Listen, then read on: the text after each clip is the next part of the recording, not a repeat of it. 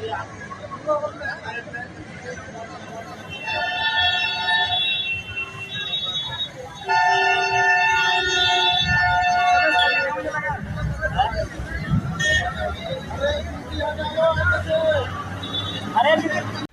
कुछ इत्तेफाक जो हैं वो इत्तेफाक से काफी बड़े होते हैं। कहने का मतलब यहाँ पर यह है कि कल मुझे एक बच्चे का मेल आया, एसएलवी फैमिली मेंबर थे और वो दिल्ली में ट्रेवल कर रहे थे एक बस के अंदर में। तो उनके द्वारा बोला गया कि सर बाल बाल बच गया, आज तो आपका लेक्चर सुन रहा था कान में ईयरफोन लगाकर, और मतलब एक तरीके से नहीं, इंसान आंख बंद करके थोड़ा सा लेट जाता है सीट पर उस तरीके से, और एकदम जो है बस में आग लग गई और बड़ी बुरी कंडीशन हो गई, जरा सा बच गया मैं। तो इस बंदे के द्वारा ये बेसिकली भेजा गया था मुझे, और बस में जो आग लगी थी, जो मैंने वीडियो दिखाया आप लोगों को, वो भी बेसिकली उसके द्वारा मुझे सेंड की गई थी। और अभी आज ये जो न्यूज है ये द हिंदू में भी आप लोगों को देखने को मिलेगा, पब्लिश हुई है। देखिए यहाँ पर एक छोटी सी बात मैं बोलना चाहूंगा, कहीं पर भी अगर बाहर आप लोग जा रहे हैं, ट्रेवल कर रहे हैं, तो कोशिश ये करो कि हमेशा अपने आप को थोड़ा सा सतर्क रखो। क्या पता कोई एक्सीडेंट हो जाए, एकदम आग लग जाए, या कोई और भी इंसिडेंट हो जाए, तो आप लोग अपनी तो जान बचा ही पाओ, इसी के साथ में किसी और की भी हेल्प कर पाओ। तो इतनी पोजीशन में कम से कम आप लोगों को होना चाहिए। पर लेकिन अगर आप लोग एक तरीके से अनकॉन्शियस तरीके से अगर इस तरीके से ट्रेवल करेंगे, तो किसी भी टाइम कोई भी हादसा देखने को मिल सकता है। क्योंकि अगर आप लोग खुद ही अपने कॉन्शियस में नहीं रहेंगे एक तरीके से, तो सिचुएशन खराब हो सकती है। तो अभी यहाँ पर देखिए, अगर मान लीजिए सो जाते और ईयरफोन लग रहा था और कान में चलते रहते तो गाने वगैरह, तो सब भागते हैं निकल कर, और सोचो कि इस बस जो है वो खाली है, कुछ 5-7 पैसेंजर ही बैठे हुए हैं, तो भाग भाग के सब निकल जाते सबसे पहले, अपना कुछ ऐसी कंडीशन बन जाती तो इंसान की जान तक भी यहाँ पर जा सकती है। तो ये एक रिक्वेस्ट है कि हमेशा अलर्ट रहें, अगर कहीं भी बाहर रहें, कभी भी कोई लापरवाही न बरते, इसकी वजह से जरा सी देर में बहुत बड़ी दुर्घटना घट सकती है। आज जो है 7 अप्रैल है, आज का द हिंदू न्यूज़पेपर एनालिसिस और एडिटोरियल डिस्कशन जो है वो बहुत शानदार रहने वाला है, और एक एक पॉइंट जो है वो मैं क्रिस्टल क्लियर करूंगा। पहली स्टार्टिंग में आप लोगों को बता दूं, फिर कभी बाद में बोलो लेक्चर थोड़ा सा लेंदी रहेगा यार, ठीक है, क्योंकि आज एडिटोरियल इतने सारे हैं और सारे के सारे एडिटोरियल जो है बहुत इंपॉर्टेंट है, जिनसे आप लोगों में जब बात करूंगा तो आप लोगों को बताऊंगा कि कौन कौन से एडिटोरियल जो है किस तरीके से आप लोगों से क्वेश्चन पूछे जा सकते हैं। कई सारे मैं क्वेश्चन भी आप लोगों से डिस्कस करूंगा, काफी अच्छे से हम लोग यहाँ पर बातें करते हुए चलेंगे। और आज जो है वो वर्ल्ड हेल्थ डे भी है। वर्ल्ड हेल्थ डे जो है वो 7 अप्रैल को यहाँ पर बनाया जाता है, और बेसिकली वर्ल्ड हेल्थ ऑर्गेनाइजेशन जो है उसी से रिलेटेड है यहाँ पर वर्ल्ड हेल्थ डे। वो कैसे, वो मैंने आप लोगों को बताया भी था, जो शाम को हमारी वीडियो आती है नैनो मैगजीन, उसमें डिटेल में मैंने ये सारी बातें पढ़ाई थी। आप लोगों को थीम बतानी है 7 अप्रैल को क्यों सेलिब्रेट किया था, क्योंकि 7 अप्रैल को ही यहाँ पर वर्ल्ड हेल्थ ऑर्गेनाइजेशन बनाया गया था 1948 में। तो उसी के चलते हम लोग ये जो डे है ये 7 अप्रैल को सेलिब्रेट करते हैं। तो वर्ल्ड हेल्थ ऑर्गेनाइजेशन का जो हेडक्वार्टर है वो आप लोग को जनीवा स्विट्जरलैंड के अंदर देखने को मिलेगा, जो कि खासकर रिसेंटली अभी काफी ज्यादा न्यूज में रही कोविड-19 की वजह से। इसके आज की डेट में डायरेक्टर जनरल कौन है वो आप लोगों को बताना है, ठीक है। और एक रिपोर्ट भी मैंने कई बार आप लोगों को बताई है, वर्ल्ड हेल्थ ऑर्गेनाइजेशन जो रिपोर्ट पब्लिश करती है, चलिए उसके बारे में लिखे, देखता हूँ किस किस को पता है, डायरेक्ट क्वेश्चन आप लोगों के लिए बन जाता है। तो काफी कुछ है जानने के लिए। एक इंपॉर्टेंट कोटेशन है यहाँ पर, बेसिकली महात्मा गांधी जी से रिलेटेड यहाँ पर एक कोटेशन है, और ये कोटेशन आप लोग लिख सकते हैं अगर एजुकेशन के बारे में कुछ एग्जाम में लिखने के लिए आ जाए, तो इसके बारे में यहाँ पर बात की जा रही है। बोला गया है true education is about getting the best out of one self, यानी कि एक तरीके से एजुकेशन जो है वो आप लोगों को अपने बारे में भी जानने का मौका देती है सोसाइटी के साथ साथ में। अगर एक इंसान एजुकेट होता है तो अपने ऊपर ज्यादा फोकस करना स्टार्ट कर देता है एज कंपेयर टू बाहर वाली सोसाइटी के ऊपर। जैसा मैंने अपने बारे में आप लोग कई बार बताया, मतलब आज की डेट में मैं आराम से कहीं पर भी रह सकता हूं बिना किसी बातें किए हुए काफी लंबे समय तक, यानी कि मुझे अपनी कंपनी पसंद आने लगी है, ठीक है। पहले ऐसा नहीं हुआ करता था, मुझे अकेले रहते ही बेचैनी होने लगती थी, ऐसा लगता था यार कोई होना चाहिए बात करने के लिए, आसपास कोई ना कोई इंसान होना चाहिए। और फिलहाल मुझे अगर कोई 1 महीने के लिए बोल देना कि एक कारागार में डालना है और मतलब कोई बात नहीं करेगा वहां पर, बस मुझे लैपटॉप चाहिए वहां पर और किताबें चाहिए पढ़ने के लिए, इसके अलावा किसी चीज की जरूरत नहीं पड़ेगी वहां पर, मतलब खाने पीने की अलग है, नहाने धोने वो एक अलग चीज है। तो ऐसे आप लोग बोल सकते हैं। तो ये होता है कि अपने आप से बातें करना स्टार्ट करना, अपने आप में रहना स्टार्ट करना, अपने आप को टाइम देना स्टार्ट करना, अपनी पर्सनैलिटी को डेवलप करना, अपनी हेल्थ का ध्यान रखना। तो जिंदगी में अगर आप लोग अपने ऊपर फोकस देना स्टार्ट करोगे और आप लोग सही से रहोगे, तो जो परिवार आप लोग के साथ में जुड़ा हुआ है उसका भी ध्यान आप लोग रख पाओगे। और पता चला आप लोग खुद ही अपना ध्यान नहीं रख रहे हैं, परिवार के ऊपर और बोझ बन गए, तो जिंदगी में सबसे पहले अपना ध्यान रखें, तभी आप लोग परिवार को बांध पाओगे। मैं आप लोगों को एक इंटरेस्टिंग स्टोरी बताता हूं। जब अंडमान निकोबार में मैंने आप लोगों को बोला था एक बार कि अंडमान निकोबार विजिट करने गया था, तो वहां पर जब जो पानी का जहाज था जब उसमें बैठे हुए थे, तो उसमें एक बड़ी ही इंपॉर्टेंट बात बोलेगी कि सबको अपनी अपनी पेटी बांधनी है, ठीक है। और अगर किसी रीजन से जहाज डूबने लगे तो सबसे पहले अपना ध्यान रखना है, क्योंकि अपना ध्यान रखोगे तो ही किसी को बचा पाओगे। कई बार क्या करते हैं, अपना ध्यान नहीं रखते हैं, दूसरों को बचाने के चक्कर में खुद तो डूबते हैं, सामने वाला तो डूबेगा, अगर बच्चा भी है कोई साथ में। तो बोला गया पहले अपनी पेटी बांधना, ठीक है, तभी दूसरे की हेल्प आप लोग कर पाओगे। तो वही बातें हैं, तो पहले आप लोग अपना ध्यान रखिए, तभी किसी दूसरे की आप लोग हेल्प कर पाओगे। आई होप कि ये बात जो है वो आप लोग के मन में अंदर तक जाएगी और जिंदगी में जो है इसको इंप्लीमेंट करोगे, ठीक है। आगे बात करते हैं यहाँ पर, ये बेसिकली एक पर्टिकुलर जो चैलेंज है, खासकर जो रिसेंटली कई बार न्यूज में आता है, जिसको बोलते हैं यहाँ पर बेसिकली सफाई मित्रा सुरक्षा चैलेंज। तो ये कौन सी मिनिस्ट्री के द्वारा लॉन्च किया गया था? तो ministry of social justice and empowerment, ministry of agriculture, ministry of home affair और ministry of housing and urban affair. एक बच्चे के द्वारा ये बोला गया कि कल जो शाम को वीडियो आती है, कह रहा है कि सर इसमें तो आपने जान डाल दी। मैंने कहा ऐसा क्या हो गया? कह रहा सर मजा आ गया देखने में, क्योंकि मैंने क्या किया, पूरा पैटर्न चेंज किया अभी नैनो मैगजीन का। उसमें आर्टिकल्स के साथ में मैंने क्वेश्चन इंक्लूड कर दिए सारे, ठीक है, यानी कि जो भी आर्टिकल होगा उसके साथ में आप लोग क्वेश्चन देखने को मिलेंगे। तो बहुत ही ज्यादा फायदा होने वाला है किसी भी एग्जाम की अगर आप लोग तैयारी कर रहे हैं। एक बार कल की नैनो मैगजीन जो मैंने अपलोड की थी शाम को, वो जरूर देखेगा और बताइएगा कि कैसी लगी है आप लोगों को, क्योंकि बहुत सारे आर्टिकल मैंने डिस्कस किए हैं। हालांकि कई सारे आर्टिकल इंपॉर्टेंट रहते हैं, रिपीट भी हो जाते हैं, जैसे कि अभी एक आर्टिकल मैं आप लोगों से यहाँ पर भी डिस्कस करूंगा, तो इसके बारे में हम लोग बात करेंगे। तो एडिटोरियल पहले एक बार मैं आप लोगों को बता देता हूं कौन कौन से यहाँ पर डिस्कस करने वाले हैं। इंडिया और नेपाल के रिलेशन के बारे में मैंने कल शाम आप लोगों से एडिटोरियल डिस्कस किया था, यहाँ पर भी डिटेल में यहाँ पर ये सारी बातें की गई हैं, ठीक है। तो नजर डालेंगे और क्वेश्चन भी कई सारे मैं आप लोगों को यहाँ पर बताने वाला हूँ। काफी इंपोर्टेंट ये आर्टिकल यहाँ पर बेसिकली बात करें यहाँ पर मुल्ला पेरियार डैम के बारे में और डैम सेफ्टी के बारे में आप लोगों से बात करूंगा, क्योंकि रिसेंटली अभी एक डैम सेफ्टी एक्ट भी हमारे देश में लाया गया। डैम सेफ्टी मतलब जो बांध है उनको सेव करने की बात यहाँ पर की जा रही है। ये आर्टिकल सीबीआई के बारे में है, पॉलिटी में पूरा एक चैप्टर है यहाँ पर सीबीआई का आप लोगों का, तो आप लोगों को काफी कुछ बातें यहाँ पर जानने को मिलेगी, तो समझेंगे इसके बारे में ताकि कोई भी कंफ्यूजन आप लोगों के माइंड में न रहे। ये एक स्कीम के बारे में बात की जा रही है जिसका नाम है, बेसिकली स्कीम भी बोल सकते हैं आप लोग, मिशन भी बोल सकते हैं, तो मिशन वत्सला, ठीक है। तो ये बच्चों की केयर के बारे में बात की जा रही है, जो बच्चे डिप्रेस्ड हो जाते हैं उनके बारे में बात की जा रही है। पर्टिकुलर हेल्पलाइन के बारे में बात करूंगा, जो आप लोग अपने तक तो रखना ही रखना है और दूसरों तक भी आप लोग पहुंचा सकते हैं। और देखिए अभी मैंने जो कोटेशन डिस्कस किए ना, उसका बेसिक पर्पज भी यही है, आप लोगों को एजुकेशन को इस तरीके से लेना है कि आप लोग एग्जाम में तो सिलेक्शन ले ही लो, कम से कम उससे इतना भी कुछ सीखोगी ताकि सोसाइटी में अगर कुछ इंप्लीमेंट करने के लिए आ जाए तो वहां पर भी उसको इंप्लीमेंट कर सको, ठीक है।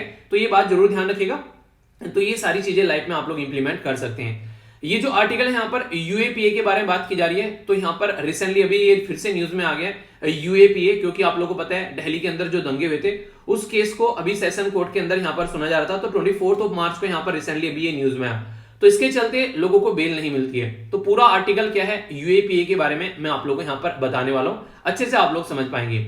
इंडिया और ऑस्ट्रेलिया के रिलेशन के बारे में बात की जा रही है, तो एक सही डायरेक्शन में दोनों के रिलेशन जा रहे हैं, तो उसके चलते यहाँ पर बातें की गई हैं। तो आखिर किस डायरेक्शन में क्या क्या चल रहा है तो वो हम लोग समझेंगे, इसके बारे में यहाँ पर ये पूरा आर्टिकल है। ये जो आर्टिकल है बात की जा रही है कि मायावती जी के बारे में, तो उत्तर प्रदेश में उनकी खस्ता हालत हो चुकी है, तो बोला ये जा रहा है कि अपने ऊपर ध्यान रखने से तो गए, गलतियां कहां पर की है उनको सुधारने से तो गए, मुस्लिम कम्युनिटी को ब्लेम किया जा रहा है मायावती जी के द्वारा। तो ये एक पॉलिटिकल आर्टिकल है, इसको आप लोग इग्नोर कर सकते हो कंप्लीटली। बाकी अगर आप लोग उत्तर प्रदेश से आते हो तो मायावती जी के बारे में आप लोगों की क्या राय है वो कमेंट बॉक्स में आप लोग लिख सकते हो। चलिए उसके बारे में लिखिए या ना लिखिए, पर लेकिन इसके बारे में जरूर लिखेगा। ये एक डेटा पॉइंट है यहाँ पर, ये बता रहा है कि इंडिया के अंदर कितने ऐसे लोग हैं जो आज के डेट में मीट खाते हैं, यानी कि एक तरीके से जो नॉन वेजिटेरियन, जो एक तरीके से जो नहीं नॉन वेजिटेरियन है, तो उसके बारे में यहाँ पर बात की जा रही है। मतलब कौन जो है फिश और चिकन और मीट खाते हैं, कौन चिकन और मीट खाते हैं, तो यहाँ पर ये डेटा सारा बताया गया कौन फिश खाता है और कौन एग खाता है। तो आप लोग इनमें से कौन सी कैटेगरी में आते हैं, मतलब शाकाहारी कैटेगरी में आते हैं, वेजिटेरियन, या फिर इनमें से कोई सा खाते हैं, फिश खाते हैं, चिकन खाते हैं, मीट खाते हैं, या फिर सारे खाते हैं, एग खाते हैं। तो ये सारे के सारे यहाँ पर ही बताए गए।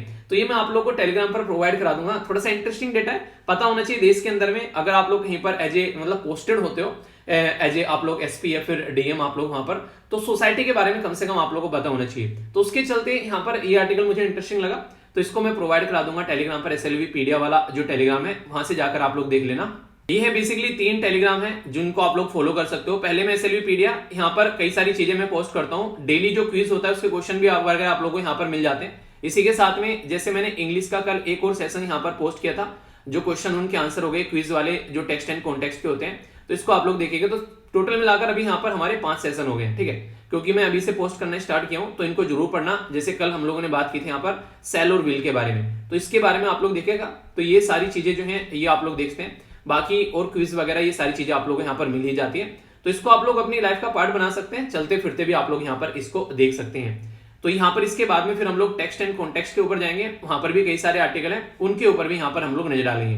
पर लेकिन पहले डालते हैं इस पर्टिकुलर पोर्शन के ऊपर नजर, ताकि आप लोग चीजों को अच्छे से अंडरस्टैंड कर सको। ठीक है, इसको जरूर याद रखना है यहाँ पर, ठीक है, मत भूल जाना, इसको अपनी ध्यान रखना थोड़ा सा। तो एक हम लोगों ने यहाँ पर अवेयरनेस की न्यूज देख ली, एक कोटेशन देख ली जो कि आप लोग एग्जाम में भी आंसर राइटिंग में यूज कर सकते हैं, और एक क्वेश्चन हो गया जो कि आप लोगों को अटेम्प्ट करना है, और एक ओवरव्यू मैंने आप लोगों को बता दिया कि क्या क्या हम लोग डिस्कस करने वाले हैं। अब यहाँ पर एक एक कर आर्टिकल के ऊपर मैं नजर डालूंगा, ताकि आप लोग चीजें जो है वो ढंग से अंडरस्टैंड कर पाएंगे।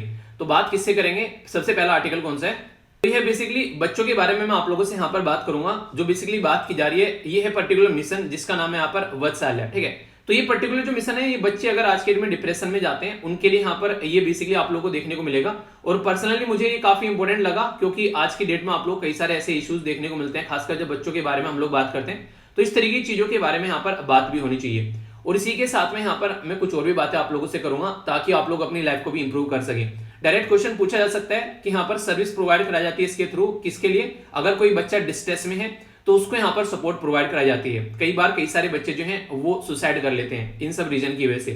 तो यहाँ पर ये जो है बेसिकली सोसाइटी के पॉइंट ऑफ से या फिर अधिकार के पॉइंट ऑफ से आप लोग यहाँ पर इसके बारे में बात कर सकते हैं। कुछ इंपॉर्टेंट बातें बताता हूँ। मिशन जो वत्सल्य या फिर यहाँ पर मिशन जो यहाँ पर वत्सल्य जो मैत्री जो अमृत कोश है यहाँ पर, इसका नाम ये भी आप लोग बोल सकते हैं। तो किसके अंदर आता है यहाँ पर, तो ministry of health and family welfare के अंदर आता है, जिससे कि यहाँ पर एक तरीके से हमारी कंट्री में हेल्थ का ध्यान रखने की कोशिश की जाती है बच्चों की। और ये एक तरीके की सेंट्रल स्पॉन्सर्ड स्कीम है। सेंट्रल स्पॉन्सर्ड स्कीम वो स्कीम होती है, कौन सी स्कीम, जहां पर सेंट्रल गवर्नमेंट और स्टेट गवर्नमेंट मिलकर काम करती है। और अभी रिसेंटली कोविड-19 के चलते बहुत सारे ऐसे बच्चे थे जिनके पेरेंट्स की डेथ हो गई। एक आर्टिकल भी मैंने डिस्कस किया था उन बच्चों के बारे में जिनके पेरेंट्स की डेथ हो चुकी है, अगर उनके ऊपर लोन है तो उसके लोन को कैसे टैकल करना है। तो एनसीपीसीआर के बारे में मैंने आप लोगों से डिस्कस किया था। बताइए एनसीपीसीआर जो है वो कौन सी बॉडी के अंदर में आता है, मतलब कौन सी मिनिस्ट्री के अंदर में आप लोगों को देखने को मिलेगा। आज की डेट में अगर बात करें यहाँ पर कई सारी और भी चीजें देखने को मिलती हैं, जैसे नेशनल ह्यूमन मिल्क बैंक बनाने की बात की गई, खासकर जो लैक्टेटिंग काउंसलिंग सेंटर स्टैब्लिश करने की बात की गई दिल्ली के अंदर में, क्योंकि कई सारे जो बच्चे होते हैं काफी छोटे होते हैं, उनके बारे में भी यहाँ पर ध्यान रखने की बात की जा रही है। हेल्थ और सिक्योरिटी के पॉइंट ऑफ से काफी यहाँ पर इंपॉर्टेंट चीजें हो जाती हैं। नॉर्मली यहाँ पर 3 ऐसी स्कीम है जो कि इसके ऊपर काफी फोकस देती है। पहली स्कीम है यहाँ पर पोषण माह, बेसिकली मिशन पोषण, जिसमें हम लोग पोषण माह भी सेलिब्रेट करते हैं। किस महीने में, याद है ना, सितंबर के महीने मैंने आप लोगों को बताया था पोषण माह। ठीक है, इसी के साथ में यहाँ पर मिशन ये हो गया वत्सल्य, और इसी के साथ में मिशन शक्ति आप लोगों को देखने को मिलेगा। ये जो मिशन है यहाँ पर ये बेसिकली फोकस इसी के ऊपर करके चलते हैं यहाँ पर, यानी कि यहाँ पर इनका जो पूरा फोकस रहता है कि कैसे यहाँ पर जो बच्चों का ध्यान रखना है, किस तरीके से उनको जिंदगी में एक सही डायरेक्शन देनी है, तो इसके ऊपर आप लोगों को यहाँ पर चीजें देखने को मिलेगी। ये तीनों भी आप लोगों से कई बार पूछे जा सकते हैं। जैसे अगर इसके बारे में मैं आप लोगों से बात करूं थोड़ा सा मिशन शक्ति के बारे में, तो मिशन शक्ति जो है यहाँ पर कई सारी स्कीम या पॉलिसीज हैं जिससे कि बच्चों जो खासकर जो कि वुमेन है उनको प्रोटेक्शन के बारे में बात की जा सके। तो मिशन शक्ति जो है वो यहाँ पर वो जो वुमेन को प्रोटेक्शन के बारे में बात करेगी।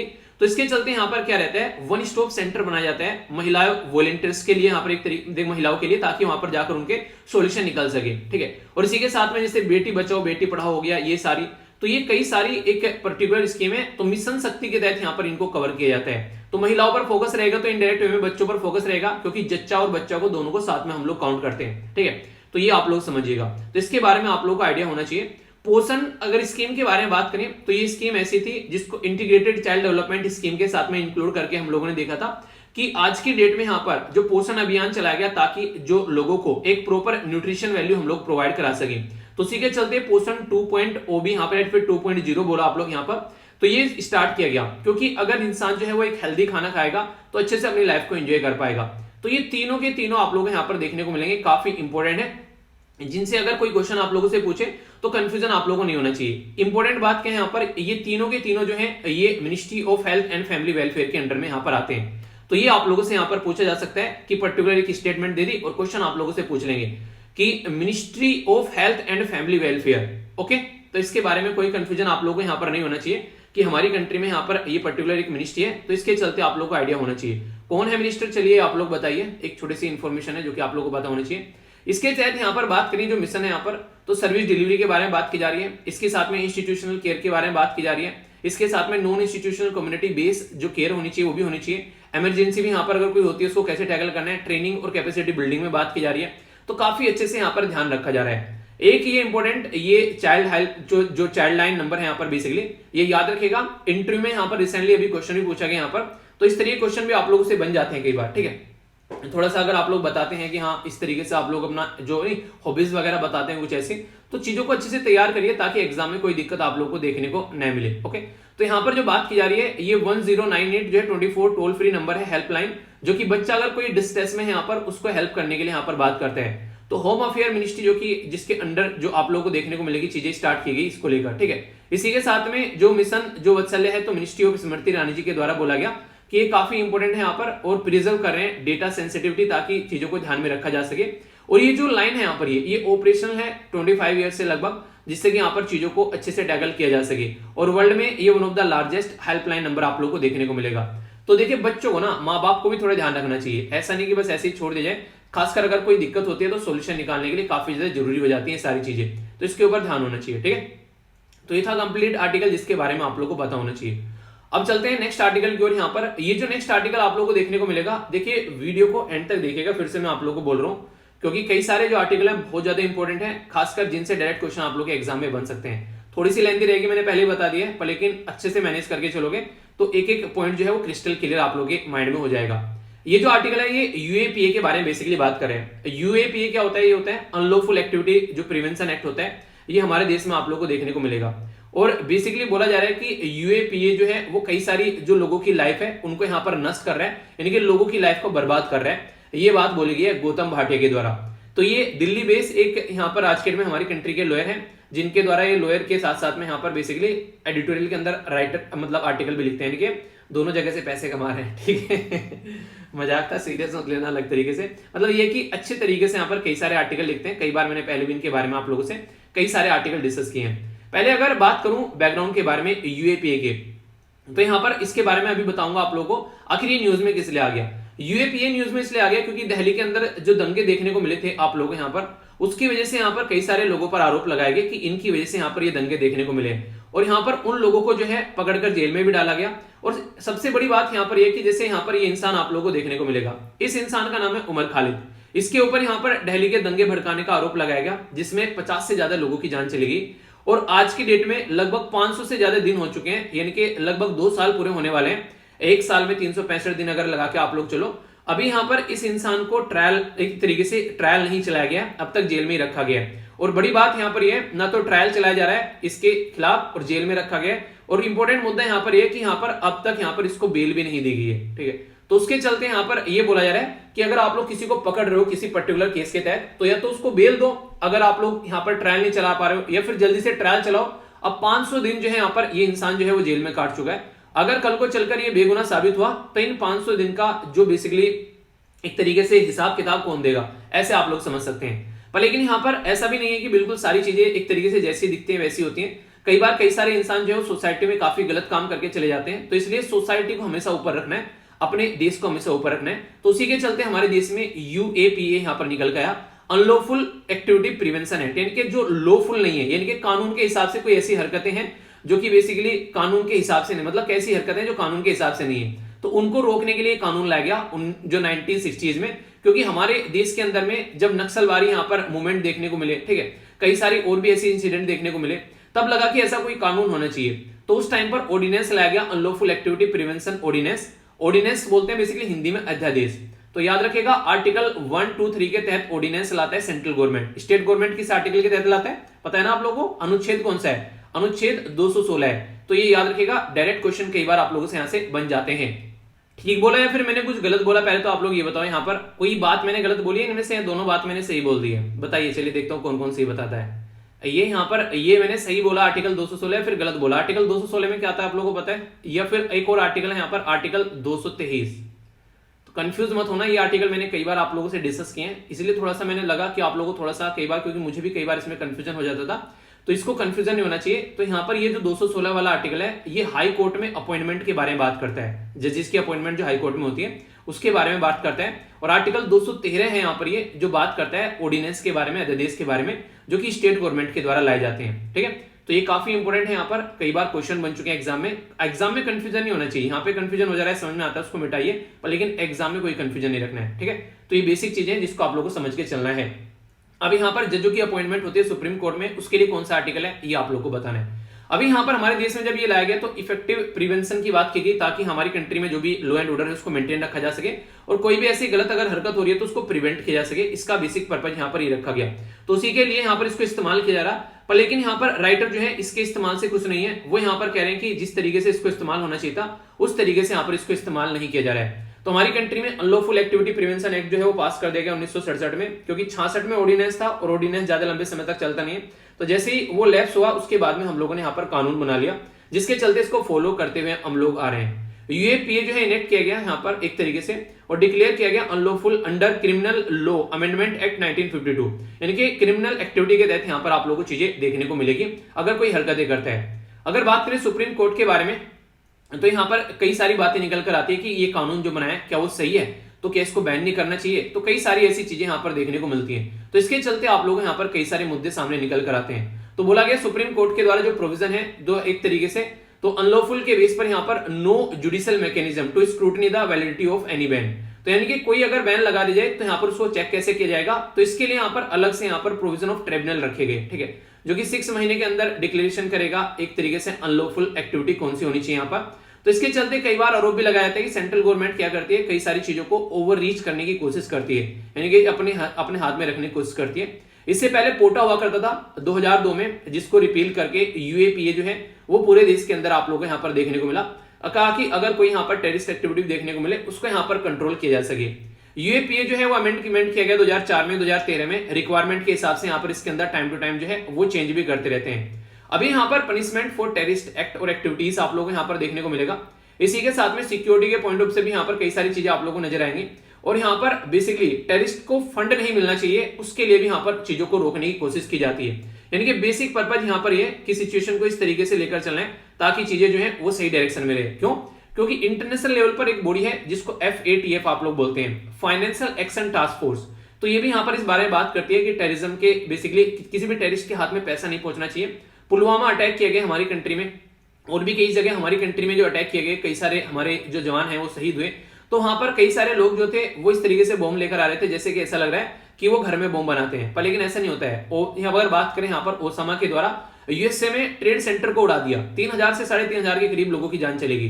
वो जहाज उसके पास में कहां से है आप लोग ये बताइए। तो यहाँ पर कोई ना कोई पैसा दे रहा होगा ना बैकग्राउंड में, तो उसको भी रोकने की यहाँ पर बात की जाती है। तो एक तरीके से सिक्योरिटी के बारे में बात करते हैं, ठीक है। तो यहाँ पर अगर कोई ऐसी सिचुएशन है तो उसको रोकना है। 2019 में इंपावर किया गया ताकि इंडिविजुअल को भी यहाँ पर टेररिस्ट करार दिया जा सके अगर कोई ऐसी हरकतें करता है। तो यहाँ पर रीजन क्या था इंडिविजुअल को टेररिस्ट बनाने का, क्योंकि अगर ऑर्गेनाइजेशन है, मान लीजिए कोई ऑर्गेनाइजेशन है जिसका नाम है ए, उसको टेररिस्ट करार दे दिया, उस ऑर्गेनाइजेशन ने कल को नाम चेंज कर बी कर लिया, परसों को सी कर लिया, तो बोला गया एक इंसान है उसको ही टेररिस्ट करार दे दो अगर कोई हरकतें कर रहे हैं, ताकि कल को नाम थोड़ी ना चेंज कर लेगा। आधार कार्ड में नाम है भाई साहब, कैसे चेंज कर लोगे ठीक है।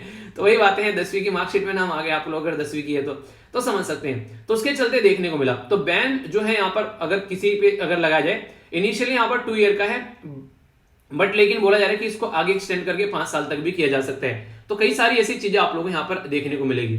कई सारी कंट्रोवर्सी रहती है यहाँ पर इसके खिलाफ, बोलते हैं कि यहाँ पर वेग है, यहाँ पर इसकी जो जिस तरीके से डिफाइन किया है टेररिस्ट एक्ट को गलत तरीके से इस्तेमाल किया जा सकते हैं यहाँ पर, ठीक है। तो ये वाली बात की जो यूएन के हिसाब से जो डेफिनेशन है उसको यहाँ पर इस्तेमाल नहीं किया गया। तो यूनाइटेड नेशन स्पेशल यहाँ पर rapporteur on the protection of the human right and fundamental जो freedom while the countering the terrorism, तो इसके हिसाब से जो यहाँ पर डेफिनेशन है इंटरनेशनल लेवल पर वो वाली चीजें होनी चाहिए थी, हम लोगों ने अपना ही हिसाब यहाँ पर इंक्लूड कर दिया। अभी मैंने खालिद के बारे में यहाँ पर बात की, तो इससे रिलेटेड यहाँ पर ये भी बातें बोली जा रही है कि आज की डेट में अगर बात करें तो काफी लंबा समय हो जाता है, बेल नहीं मिलती है, तो बेल आसानी से डिनाई यहाँ पर की जाती है। सेक्शन जो 43D का जो 5 है उसमें ये बातें यहाँ पर की जा रही है। पेंडेंसी पड़ी रहती है ट्रायल में, जैसे जितने भी केस इसमें चलते हैं 95% जो है वो ट्रायल में पड़े रहते हैं, ठीक है, यानी कि जेल में पड़े रहते हैं और कई बार फिर बाद में फ्री होकर आ जाते हैं, ऐसे आप लोग बोल सकते हैं। कई बार यहाँ पर क्या किया जाता है, कोई थ्रेटन है उसका नाम लेकर यहाँ पर किसी को उठा लिया, और कई बार एक्टिविस्ट को भी यहाँ पर इसके चलते यहाँ पर उठाया जाता है। और जो यहाँ पर देखिए बेसिक इंपोर्टेंट यहाँ से क्वेश्चन आप लोगों को बन जाएगा बड़ा ही इंपोर्टेंट, लॉ एंड ऑर्डर जो है वो कहां पर आता है, सेंटर के अंदर में आता है, स्टेट के अंदर में आता है। तो याद रखेगा स्टेट के हाथ में पुलिस होती है, तो लॉ एंड ऑर्डर जो होता है वो पुलिस के हाथ में आता है। तो 7वां जो शेड्यूल है यहाँ पर हमारी कंट्री में अगर बात करेंगे इंडियन कॉन्स्टिट्यूशन में, तो उसके बारे में याद रखिएगा उसके अंदर स्टेट लिस्ट के अंदर पुलिस है। जबकि यहाँ पर ये जो यूएपीए जब लगने की बात आती है तो यहाँ पर स्टेट को ध्यान में न रखते हुए अपने हिसाब से सेंट्रल गवर्नमेंट काम करती है। इसलिए कई सारी ऐसी ऑर्गेनाइजेशन है जिनको बोला जाता है कि ये गलत तरीके से इस्तेमाल की जाती है, जिनमें से सीबीआई के बारे में भी आप लोगों ने सुना होगा। तो ये कई सारे इश्यूज अभी यहाँ पर देखने को मिलते हैं। तो उसी के चलते राइटर जो है वो इससे खुश नहीं है। तो ये मैंने आप लोगों को पूरा एक स्टैटिक पोर्शन यहाँ पर बता दिया न्यूज के साथ साथ में। क्वेश्चन यहाँ से बन जाते हैं आप लोगों के लिए ऑलरेडी। आंसर राइटिंग का जो क्वेश्चन दूंगा जरूर लिखेगा। कई सारे बच्चे जो है रेगुलर आंसर लिख रहे हैं, आंसर राइटिंग आप लोग यहाँ पर कर सकते हैं। डेली 2 क्वेश्चन मैं आप लोगों को पोस्ट करता हूँ, तो आप लोग इसमें जरूर पार्टिसिपेट करना, ठीक है। आप लोग यहाँ पर देखते हैं कई सारे जो बच्चे हैं वो रेगुलर यहाँ पर आंसर पोस्ट कर रहे हैं। एक दूसरे का आंसर भी आप लोग एनालाइज कर सकते हैं, ठीक है। तो ये चीजें आप लोग देखना, कहीं अच्छा लगता है यार जब आप लोग देखें एक दूसरे का आंसर पोस्ट करते, एक दूसरे का आंसर एनालिसिस करते हो। और यहाँ से आप लोगों को सारी पीडीएफ मिल जाती है, वो भी आप लोग देख लेना। और एक और इंपॉर्टेंट बात है, यहाँ पर कई सारे बच्चे जो है कमेंट बॉक्स में ऑब्जेक्टिव टाइप क्वेश्चन पोस्ट कर रहे हैं, ठीक है। तो वो काफी अच्छी बात है। अगर आप लोग चाहो तो उनके आंसर दे सकते हो, आप लोग की मतलब एक तरीके से क्वेश्चन तैयार हो जाएंगे। यार देखो ना, अगर आप लोग रियलिटी में पढ़ना चाहते हो ना, सीरियस कैंडिडेट हो, तो कहीं से भी आप लोग किसी भी तरीके से पढ़ाई कर सकते हो।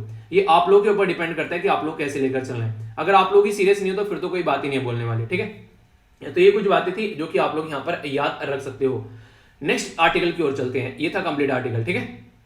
नेक्स्ट जो आर्टिकल है यहाँ पर इंडिया और नेपाल के रिलेशन के बारे में है। और इस आर्टिकल के अंदर आप लोगों को झलक मिलेगी कि शाम को जो 8:30 बजे वाली वीडियो आती है उसके अंदर मैं कैसे चीजें आप लोगों से डिस्कस कर रहा हूँ। क्योंकि देखिए ये वाली जो वीडियो है ये मतलब जो 20,000 लोग देखते हैं, तो वो वाली वीडियो जो है 40 से 50,000 लोग देखते हैं। तो यानी कि वो है डबल लगभग लोग यहाँ पर इस वीडियो को देखते हैं, ठीक है। तो यहाँ पर ये कई सारे जो आप लोग को देखने को मिलेगा इस वीडियो के अंदर में इंडियन एक्सप्रेस के आर्टिकल आप लोग को मैक्सिमम और पीआईबी 2 मेरे मेन सोर्स रहते हैं जो मैं आप लोग यहाँ पर कवर करता हूँ। और दोनों में करंट और स्टैटिक आप लोग का रहता है। तो इसलिए वीडियो को छोड़ा मत करो।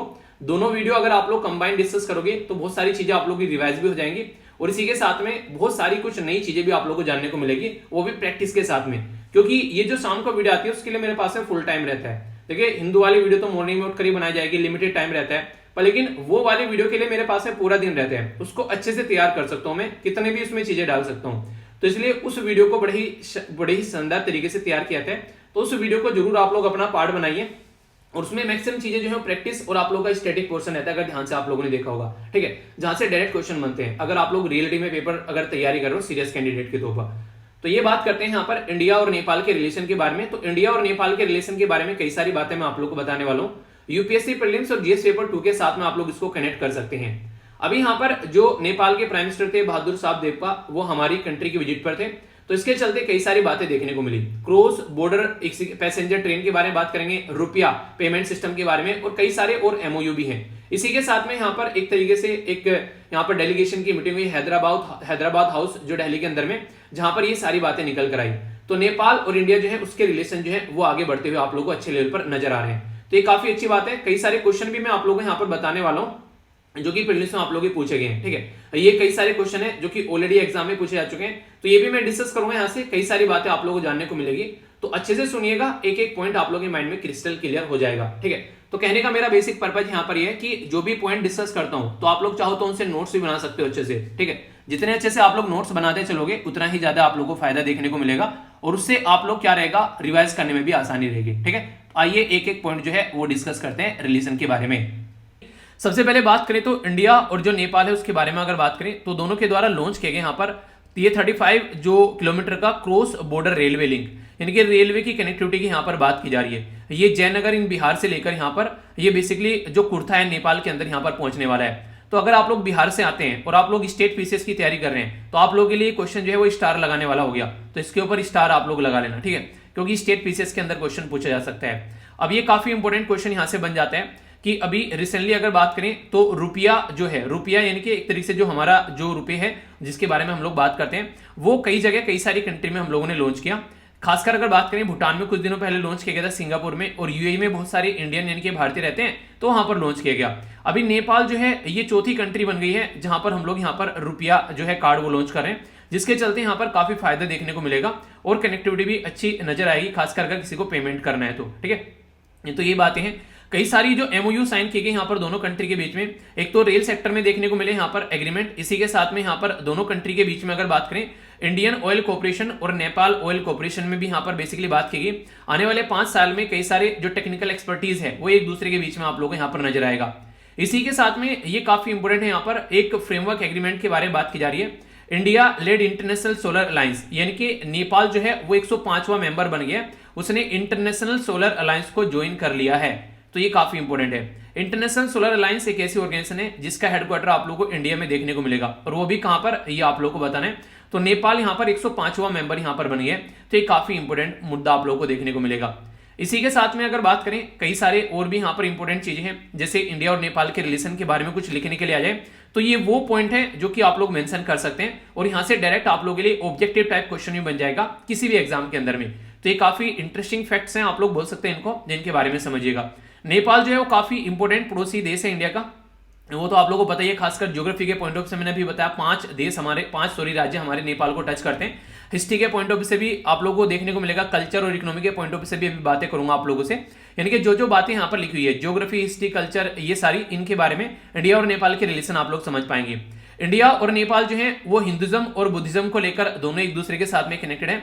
अभी नेपाल को हिंदू राष्ट्र डिक्लेयर करने की बात की जाती है कई बार, ये आप लोगों ने न्यूज में कई बार सुना होगा, ठीक है। इसी के साथ में हमारी और नेपाल के बीच में एक ट्रीटी साइन की गई थी, जिसको पीस एंड फ्रेंडशिप ट्रीटी बोलते हैं, 1950 में। ये बहुत बार क्वेश्चन पूछे जा चुके हैं, इसलिए काफी ज्यादा न्यूज में भी रहती है। रीजन यहाँ पर यह था, हमारी कंट्री के जो एम्बेसडर है ना, जैसे हमारी कंट्री के एम्बेसडर रहते हैं हर एक कंट्री में, तो उनके द्वारा साइन किया गया हमारी साइड से, और नेपाल की साइड से जो उनके लीडर थे उनके द्वारा साइन किया गया, उनके पीएम के द्वारा। तो मुद्दा यहाँ पर यह रहा कि हमारी कंट्री का जो एम्बेसडर है उनके पीएम के इक्विवेलेंट है क्या, तो इसकी वजह से नेपाल बोलते हैं कि इस ट्रीटी को फ्रेंडशिप ट्रीटी बोला गया, पर लेकिन रिलेटिव में हमारी इंसल्ट की गई है, इक्वलिटी का दर्जा यहाँ पर नहीं देता है इंडिया जो है नेपाल को, ये बातें निकल कर आई, ठीक है। यानी कि एक तरीके से ऐसा है जैसे घर का बड़ा आदमी है छोटे को बेसिकली डांट कर रख देता है, इंडिया ऐसे रखता है हम लोग को। इंपॉर्टेंट नेपाल हमारे लिए काफी ज्यादा है, क्योंकि बहुत सारी ऐसी रिवर हैं जो कि नेपाल से निकलती हैं, और ये पेरेनियल रिवर हैं। इस एक तरीके से एवरग्रीन टाइप की रिवर देखने को मिलेगी, जो कि यहाँ पर 12 रिवर होती हैं, और वो इंडिया के अंदर में आती है। तो कई सारी रिवर ऐसी देखने को मिलती है, तो हमारे लिए नेपाल और भी ज्यादा इंपॉर्टेंट हो जाता है। अब आप लोग बोलेंगे नेपाल के लिए हमारी क्या इंपॉर्टेंस है, हम तो बोल रहे हैं नेपाल हमारे लिए इंपॉर्टेंट है, पर नेपाल के लिए हमारी कोई इंपॉर्टेंस है? हाँ भाई साहब, बहुत सारी इंपॉर्टेंस है। सबसे बड़ी तो ये है कि नेपाल के अंदर मैक्सिमम जो फॉरेन डायरेक्ट इन्वेस्टमेंट होता है वो इंडिया से आप लोगों को देखने को मिलेगा। हमारी कंट्री की जो आर्मी है उसके अंदर जो गोरखा रेजिमेंट है उसमें आप लोगों को नेपाली लोग देखने को मिल जाएंगे, ठीक है। इसी के साथ में बात करें, 2011 में हमारे द्वारा यहाँ पर सूर्य किरण एक्सरसाइज स्टार्ट की गई इंडिया और नेपाल के बीच में, और इवन यहां से क्वेश्चन अगर बन जाए आप लोगों को याद रखिएगा, ये कल्चर कनेक्टिविटी है यहाँ पर, सिस्टर सिटी एग्रीमेंट भी है यहाँ पर, जैसे काठमांडू वाराणसी, इसी के साथ में लुम्बिनी बोधगया और जनकपुर अयोध्या।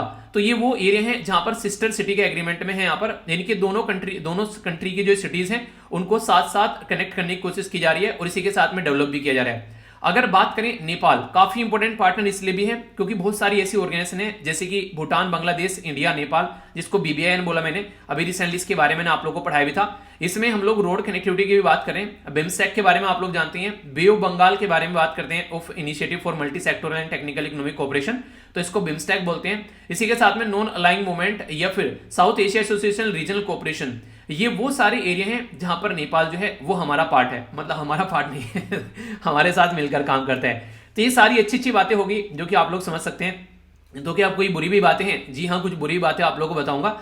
हर सिक्के के दो पहलू होते हैं, हर जगह अगर कुछ अच्छी चीजें हैं तो कुछ बुरी चीजें भी हैं, तो उनको मैनेज करना पड़ता है और अच्छी चीजों को एंजॉय करना पड़ता है। तो जिंदगी में लगा के चलो आप लोग, हर जगह आप लोगों को ये चीज देखने को मिलेगी, चाहे देश के बारे में बात कर ले, रिलेशनशिप के बारे में बात कर ले, पढ़ाई के बारे में बात करें, हेल्थ के बारे में बात कर ले।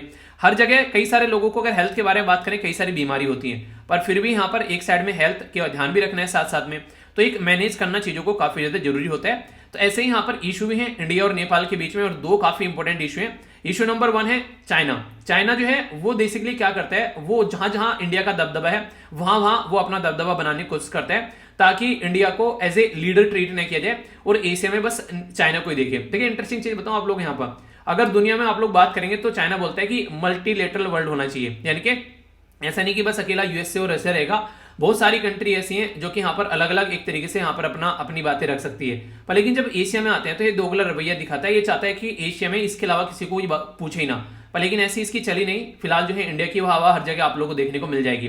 तो एक तो ये है इंडिया और चाइना का जो बेसिकली आप लोगों को देखने को मिलेगा, इसमें नेपाल कई बार फायदा उठाता है। देखिए नेपाल हो गया, भूटान हो गया, श्रीलंका हो गया, बांग्लादेश हो गया, म्यांमार हो गया, ये जो आसपास वाले रीजन है, ये सारे बेसिकली मजा लेते हैं कई बार। मतलब उनको जब लगता है कि इंडिया से काम निकलवाना है तो यहाँ पर बेसिकली चाइना की गोद में जाकर बैठ जाते हैं, और जब लगता है चाइना से काम निकलवाना है तो इंडिया की गोद में बैठ जाते हैं। तो कई बार आप लोगों को देखने को मिलेगा, इसकी वजह से कई बार रिलेशन में थोड़ी बहुत खटास भी होती रहती है, ठीक है। तो यहाँ पर ऐसे होता है कुछ रंग प्यार के, ऐसे भी तो खट्टे मीठे रिलेशन चलते हैं दोनों कंट्री के बीच में, ठीक है। और इसी के साथ में बॉर्डर डिस्प्यूट भी यहाँ पर अभी यहाँ पर नेपाल के प्राइम मिनिस्टर के द्वारा ही बोला गया कि यार जो लिम्पुधुरिया है, काला पानी और जो लिपु लेक वाला एरिया है, जिसको यहाँ पर ये अपने वाले मैप में दिखाते हैं, तो इसको बोला कि इसको थोड़ा देखा जाए। हमारी कंट्री में कहां पर पड़ता है? हमारी कंट्री में नॉर्मली उत्तराखंड का पार्ट है। तो अगर आप लोग उत्तराखंड पीसीएस यानी कि यूके पीसीएस की तैयारी कर रहे हैं तो आप लोगों से क्वेश्चन पूछ ले जाएं कि ये पर्टिकुलर इशू किस किस कंट्री के बीच में, तो इंडिया और नेपाल के बीच में आप लोग को देखने को मिलेंगे, तो ये भी याद रखना। तो नेपाल के प्राइम मिनिस्टर अभी आते आते यहाँ पर ये बात भी बोल गए कि यार देखना, थोड़ा ध्यान रख लेना यार मोदी भाई, थोड़ा ध्यान रख लियो, देखो हम अपनी कंट्री में जा रहे हैं, जिक्र करना तो बनता है, वरना ये कहेंगे तुमने बॉर्डर के बारे में जिक्र ही नहीं किया वहां पर जाकर, ठीक है, हमारी भी इज्जत रख लेना, बुरा मत मानना, ठीक है। तो ऐसी बातें बोलकर वो चले गए। तो अभी देखो आगे किस तरीके से इसका सोल्यूशन निकाला जाता है। हमने ऑलरेडी बांग्लादेश के साथ में अपने रिलेशन अच्छे किए हैं, तो आप लोग ये बताइए कौन सा संविधान में संशोधन करके बांग्लादेश के साथ में हम लोगों ने लैंड बाउंड्री एग्रीमेंट जो है वो साइन किया था। ये ऑलरेडी कई बार क्वेश्चन पूछे जा चुके हैं, ठीक है। तो इस तरीके से आप लोग चीजों को समझ सकते हैं। तो ये वो चीजें हैं जिनके बारे में आप लोगों को पता होना चाहिए। और जिस भी राज्य से कोई इंटरनेशनल जो बाउंड्री टच करती है, अगर उसकी वजह से उस राज्य के अंदर कोई चेंजेस हो रहे हैं, तो देखिए नेशनल लेवल की न्यूज हो जाती है वो, और स्टेट लेवल में तो बहुत ही ज्यादा इंपॉर्टेंट हो जाती है। तो दोनों तरीके से आप लोग इनको समझ सकते हैं। तो कहीं पर कोई भी कंफ्यूजन आप लोग को नहीं रखना है, ठीक है। एक बात, एक रिक्वेस्ट है यार आप लोगों से, क्वेश्चन जैसे ही दिखाता हूं ना, एक बार उसको पहले अटेम्प्ट कर लिया करो, उसके बाद में आंसर देखा करो, तो लंबे समय तक याद रख पाओगे, ठीक है। तो यहां पर बात की जा रही है जो मिलिट्री एक्सरसाइज है सूर्य किरण, वो किन किन कंट्री के बीच में देखने को मिलती है? भूटान, नेपाल, बांग्लादेश या फिर श्रीलंका। तो आंसर बताइए A B C F D. तो आंसर बताइए इसका, ठीक है। तो आंसर क्या है इसका? देखो अटेम्प्ट कर लो, फिर उसके बाद में आंसर देखना। तो आंसर हो गया इसका बेसिकली बी, ठीक है। तो यहां पर मैंने अभी आप लोगों को यहां पर बताया इसके बारे में, सूर्य किरण एक्सरसाइज आप लोगों को देखने को मिलेगी दोनों कंट्री के बीच में, ठीक है। तो कंफ्यूजन नहीं होना चाहिए। नेक्स्ट क्वेश्चन यहां पर, हमारी कंट्री के द्वारा अभी रिसेंटली जो रुपया कार्ड है वो कई सारी कंट्री में लॉन्च किया जा चुका है, ठीक है। उसमें से कौन कौन सी है? Bhutan, Bangladesh, Singapore, UAE. तो कौन सी करेक्ट है यहां पर अगर आप लोग इसके बारे में बात करते हैं? भूटान, बांग्लादेश, सिंगापुर और यूएई। तो ए में बोला गया 1 2 3, बी में बोला गया 1 2 3 4, सी में बोला गया 1 3 4 और डी में बोला गया ऑल ऑफ द अबोव। तो अभी पढ़ा है, कोई ज्यादा टाइम नहीं हुआ है, अभी 2-3 मिनट ही हुई है, तो इसके चलते आप लोग को आंसर पता होना चाहिए। तो देखता हूं कौन सही आंसर इसका देता है। तो बताइए सही आंसर इसका क्या है? A B C F D. अभी बताया ना मैंने, थोड़ी देर हुई है, तो आइए एक बार आंसर देख लेते हैं। अटेम्प्ट करने के बाद में आंसर देखना है, ठीक है। तो आंसर क्या है यहाँ पर? आंसर आप लोगों को सी देखने को मिलेगा। तो भूटान, सिंगापुर, यूएई और नेपाल। बांग्लादेश नहीं है, जो बांग्लादेश है वो यहाँ पर गलत डाल दिया, और बांग्लादेश जो है यहाँ पर नहीं है, ठीक है। तो दूसरा अगर गलत हो गया तो आंसर यहाँ पर सी देखने को मिलेगा। अगर कोई हिंदी भाषी है, आप लोगों के लिए हिंदी में भी क्वेश्चन इसलिए डालता हूं ताकि आप लोग हिंदी में पढ़ सकें। वैसे पढ़ता तो मैं हिंदी में ही हूं, कोई आप लोग को दिक्कत नहीं होनी चाहिए, पर फिर भी यार जितना मेरे से बन पड़ता है उतना मैं कोशिश करता हूं कि चीजों को लेकर चला जाए।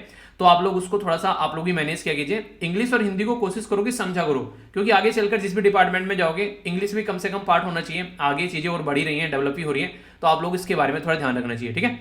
अब नेक्स्ट क्वेश्चन की ओर बढ़ते हैं। ये क्वेश्चन जो है ये यूपीएससी में पूछा जा चुका है, ठीक है। यूपीएससी में 2016 में ये क्वेश्चन पूछा गया, इसके बारे में आप लोगों से बातें करूंगा।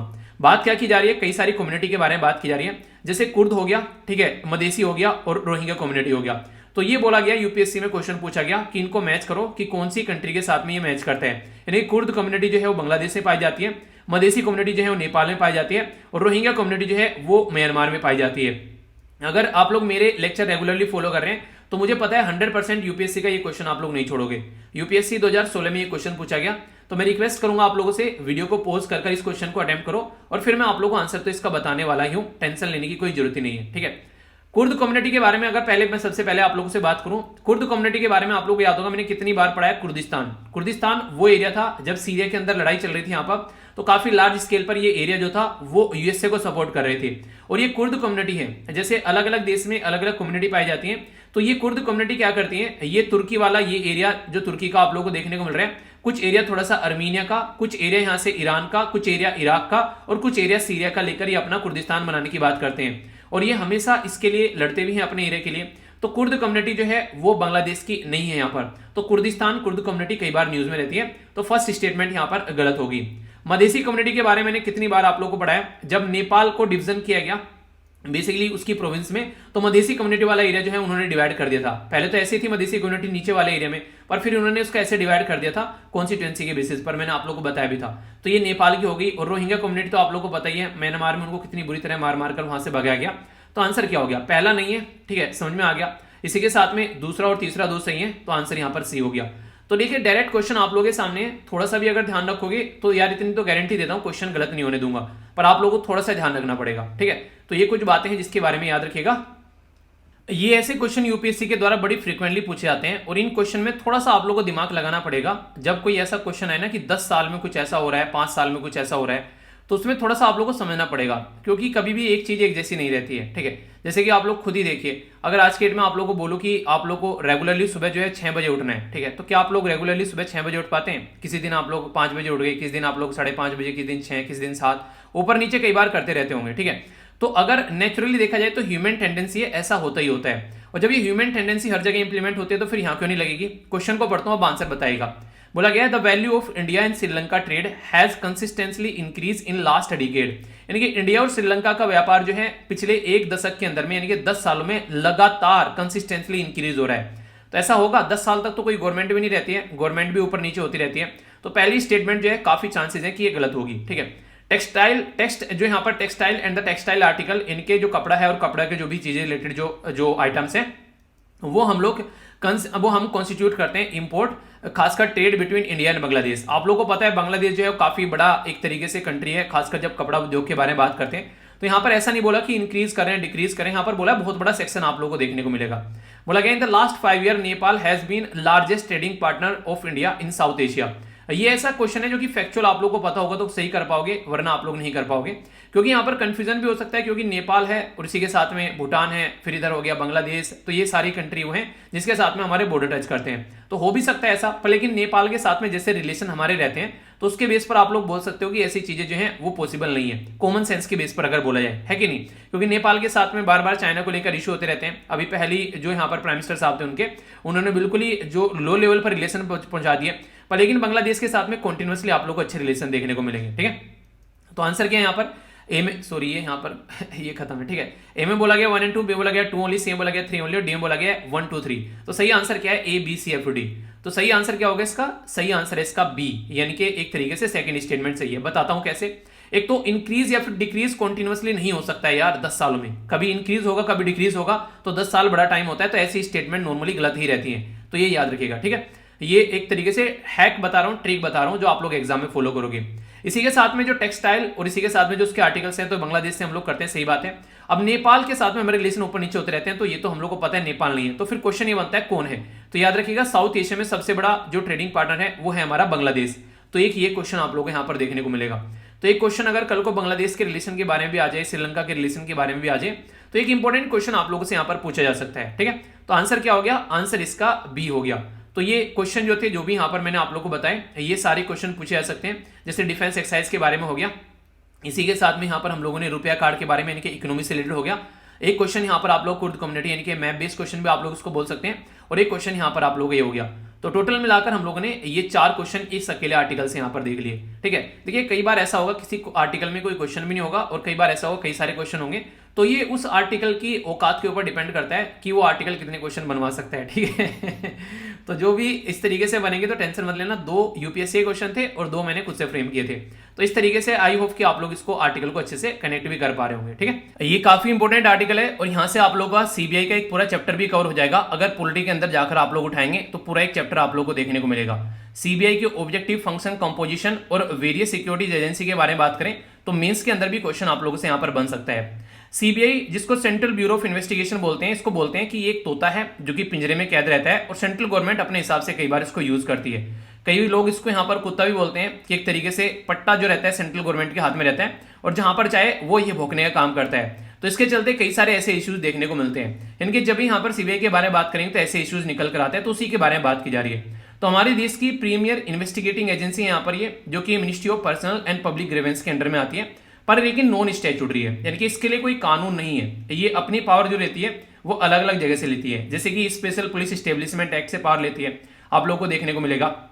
और जो डायरेक्टर रहते हैं आईपीएस रैंक ऑफिसर, यहाँ पर इसके डायरेक्टर अपॉइंट किए जाते हैं। आज के में कौन है डायरेक्टर, ये आप लोग बताइए। ये काफी इंपॉर्टेंट है। जब इसको अपॉइंटमेंट करने की बात करते हैं तो प्राइम मिनिस्टर चेयरपर्सन रहते हैं, लीडर ऑफ अपोजिशन और चीफ जस्टिस ऑफ इंडिया, यानी कि 3 मेंबर की कमेटी होती है जो यहाँ पर इसको अपॉइंटमेंट करने का काम करती है। तो ये इसके बारे में बेसिक इंपॉर्टेंट आप लोग इन्फॉर्मेशन याद रखिएगा।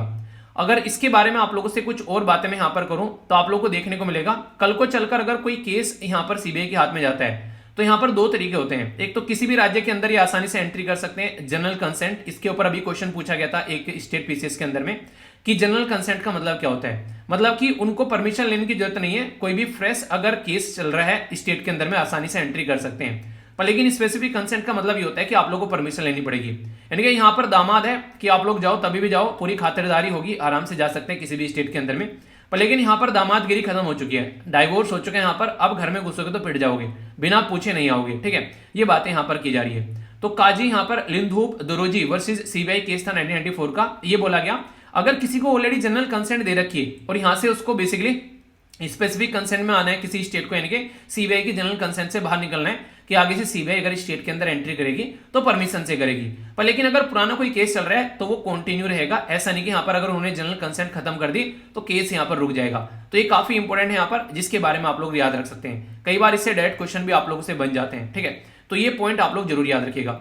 इसी के साथ में जो कई सारे क्रिटिसिज्म करते हैं कि स्टेट सब्जेक्ट है, अभी मैंने बताया आप लोगों का पुलिस, पर लेकिन सीबीआई जो है यहाँ पर वो सेंट्रल की अथॉरिटी है, तो ये माना जाता है कि ये कहीं ना कहीं स्टेट के ऊपर हावी हो जाते हैं कई बार। कोड ऑफ क्रिमिनल प्रोसीजर जो है सीआरपीसी, जो यहाँ पर आप लोग को देखने को मिलेगा, जिसके हिसाब से यहाँ पर काम चलता है, और स्टेट गवर्नमेंट के अंडर में ये सारी चीजें नॉर्मली देखने को मिलती है जब इंप्लीमेंट की बात करते हैं। तो बोला गया अगर कंसेंट ले लिया तो फिर यहाँ पर आप लोगों को देखने को मिलेगा फिर इश्यू निकल कर आता है, ठीक है। सीबीआई क्या है, वो आरटीआई के अंदर नहीं आती है, कई सारी ऐसी इन्फॉर्मेशन रहती है जो पब्लिकली शेयर नहीं कर सकते, तो वहां से इसको छूट मिलती है। इसी के साथ में इसके डायरेक्टर का टेन्योर जो है 2 साल होता है, पर लेकिन अभी बढ़ाकर उसको 5 साल तक कर दिया गया है। तो ये सीवीसी एक्ट के थ्रू इसका टेन्योर होता है। अब यहाँ पर आप लोगों को कंफ्यूजन हो सकता है, देखिए इसका टेन्योर जो बढ़ाया जाता है वो सीवीसी एक्ट के थ्रू बढ़ाया जाता है, पर लेकिन जब मैं आप बात कर रहा हूं इसकी पावर के बारे में, कहां से इसके फंक्शन होते हैं, बेसिकली किसके थ्रू इसको एस्टेब्लिशमेंट किया गया, तो स्पेशल पुलिस एस्टेब्लिशमेंट एक्ट के थ्रू इसको एस्टेब्लिशमेंट किया गया, और यहां से इसको बेसिकली आप लोगों को देखने को मिलेगा इसका टेन्योर निकल कर आते हैं 6 महीने मिनिमम यहां पर बोला गया। इसके चलते भी कई सारी बातें देखने को मिलती है।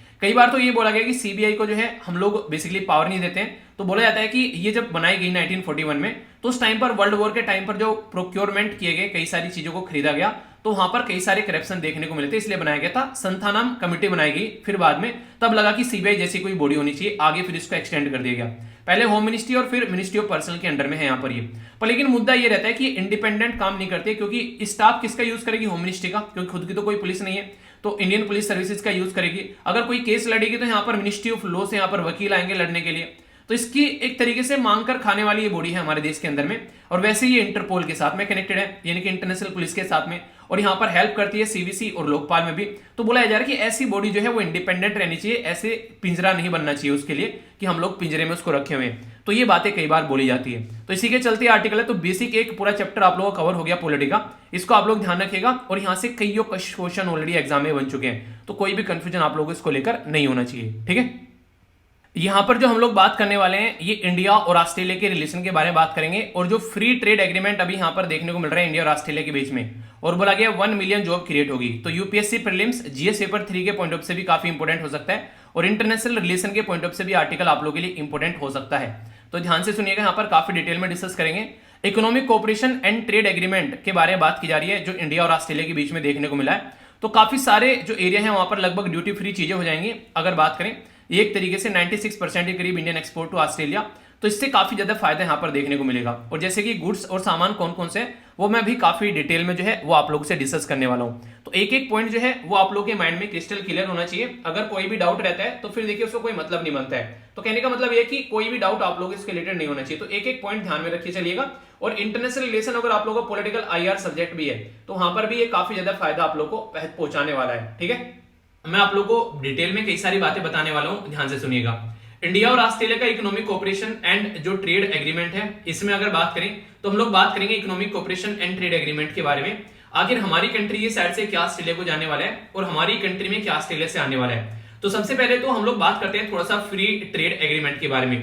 फ्री ट्रेड एग्रीमेंट का बेसिक पर्पज ये होता है कि एक दूसरी कंट्री में अगर कोई प्रोडक्ट बेचना है या फिर उससे खरीदना है तो उसके ऊपर टैरिफ वगैरह नहीं लगेंगे, मतलब उसके ऊपर टैक्स वगैरह नहीं लगेगा, या फिर लगेगा भी तो ना के बराबर लगेगा। मतलब कि आसानी से जो है यहाँ पर प्रोडक्ट आ सके और यहाँ पर कोई भी उसमें बैरियर न रहे। तो एक तरीके से ना के बराबर टैक्स आप लोगों को देखने को मिलेगा। तो फ्री ट्रेड एग्रीमेंट में यहाँ पर बेसिकली ये रहता है कि व्यापार को एक दूसरे के साथ में बढ़ा जाए। अगर मान लीजिए हमारी कंट्री में बहुत लार्ज स्केल पर कपड़े सिले जाते हैं या फिर लेदर के प्रोडक्ट बनाए जाते हैं, तो सोचो अगर उन प्रोडक्ट को हम लोग ऑस्ट्रेलिया लेकर जाते हैं और ऑस्ट्रेलिया में ले जाकर हम लोग उन प्रोडक्ट को बेचते हैं, तो हमारी कंट्री को कितना ज्यादा फायदा देखने को मिलेगा, क्योंकि हमारी कंट्री में प्रोडक्ट बन रहे हैं और यहाँ पर उनको हम लोग लेकर ऑस्ट्रेलिया जा रहे हैं। तो इससे ये होगा कि हमारी कंट्री में भी यहाँ पर जॉब क्रिएट होगी, क्योंकि वो प्रोडक्ट और ज्यादा हम लोग को बनाने पड़ेंगे। ऑलरेडी अगर बात करूं मैं आप लोगों से, हम लोग इसके ऊपर काम कर रहे हैं और इंडिया के द्वारा यहाँ पर फ्री ट्रेड एग्रीमेंट अभी रिसेंटली यूनाइटेड अरब एमिरेट्स यानी कि यूएई के साथ में साइन किया गया। और अभी एक पाइपलाइन में हम लोग कई सारे ऑलरेडी लेकर चल रहे हैं यहाँ पर फ्री ट्रेड एग्रीमेंट, जिसमें इजराइल, कनाडा, यूके और यूरोपियन यूनियन आप लोगों को यहाँ पर देखने को मिलेगा।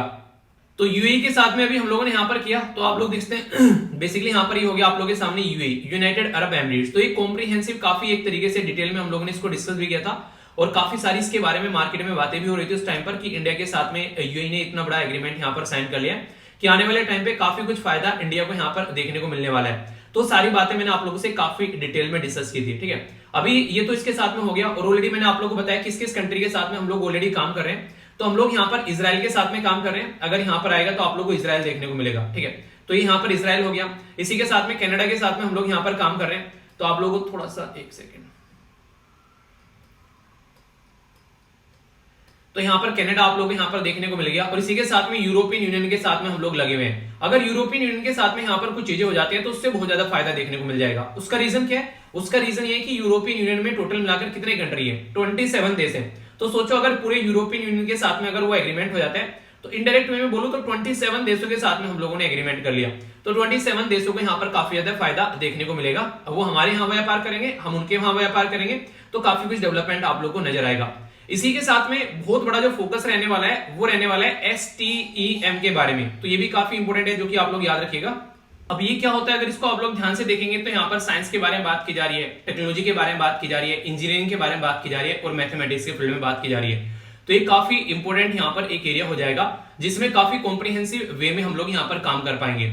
तो ये बेसिकली STEM सिस्टम आप लोगों को देखने को मिलेगा।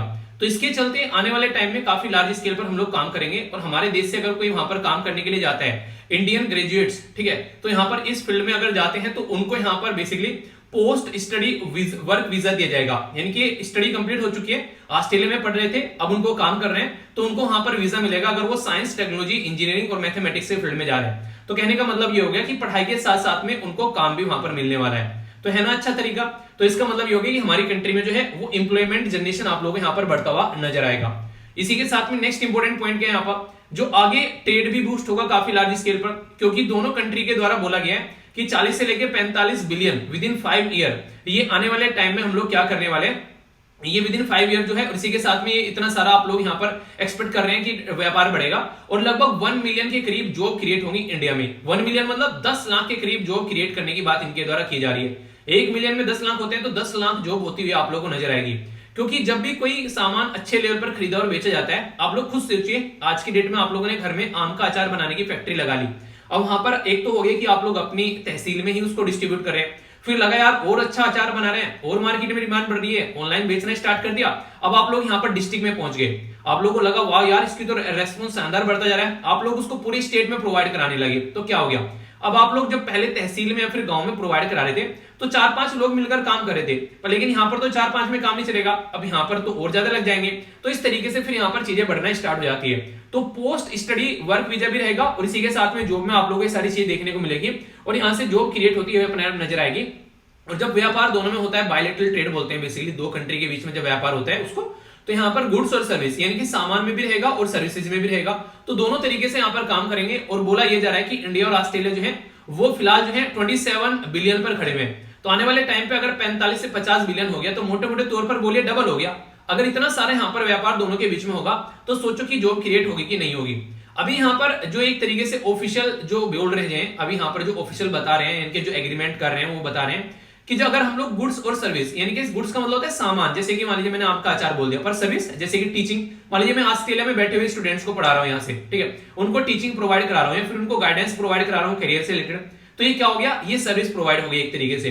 तो वो मुझे उसके बदले में पेमेंट करेंगे और वो जो पेमेंट होगा वो हमारे देश में आप लोगों को देखने को मिलेगा कि बाहर से मैं पैसा कमा रहा हूं यहाँ पर, तो वो एक तरीका रेमिटेंस होगा, यानी कि वो हमारे देश में एक रेमिटेंस के तौर पर आएगा जो हमारी जीडीपी में काफी बड़ा कंट्रीब्यूशन देकर जाएगा कि हम लोग बाहर से हम लोग बेसिकली कमा रहे हैं, ना कि बाहर हम लोग दे रहे हैं, ठीक है। तो ये बहुत ही अच्छा होता है जब हम लोग बाहर से पैसा कमा कर लेकर आते हैं। तो अगर हमारी कंट्री के लोग बाहर काम करने जा रहे हैं और वो अपने देश से पैसा कमा के लेकर आए तो ये हमारी इकोनॉमी के लिए काफी अच्छा माना जाता है बेसिकली। तो ऑस्ट्रेलिया से हम लोग आने वाले टाइम में बात की जा रही है गुड्स और सर्विसेज में, फिलहाल अगर बात करें 20 बिलियन की बात की जा रही है 2027 तक का, 35 बिलियन पर पहुंच जाएंगे 2035 तक का। और फिलहाल जो है अगर बात करें इंडिया और ऑस्ट्रेलिया, बेसिकली यहां पर इंडिया का जो आप लोगों को देखने को मिलता है फिलहाल अभी 2021 में अभी बताई जा रही है लगभग 10% के करीब, तो गुड्स और सर्विस का आप लोगों को देखने को मिलेगा। और इंडिया और ऑस्ट्रेलिया में दोनों में मिलाकर 27 का है। तो यहां पर आने वाले टाइम में इसको बढ़ाने की बात की जा रही है कि और अच्छे लेवल पर जाएंगे, और अगर ये बढ़कर 50-45 हो जाता है तो तब बोला जा रहा है कि जॉब इतनी सारी क्रिएट हो जाएंगी। तो उसके लिए कई सारे स्टेप उठाए जा रहे हैं, हवा में तो बातें की नहीं जा रही है, कुछ ना कुछ प्रोग्रामिंग चल रही होगी। तो वो प्रोग्रामिंग क्या है अब मैं आप लोगों को बता रहा हूं। इंडिया और ऑस्ट्रेलिया के बीच में कुछ लिखने के लिए आ जाए तो देखिए पुरानी चीजें तो आप लोग मेंशन कर सकते हैं, पर लेकिन लेटेस्ट डेटा अगर मेंशन करेंगे तो सामने वाले को पता रहेगा कि हाँ अभी नई नई चीजें आई हैं, उनके बारे में सब कुछ पता है इंसान को, ठीक है। तो इस तरीके से समझना।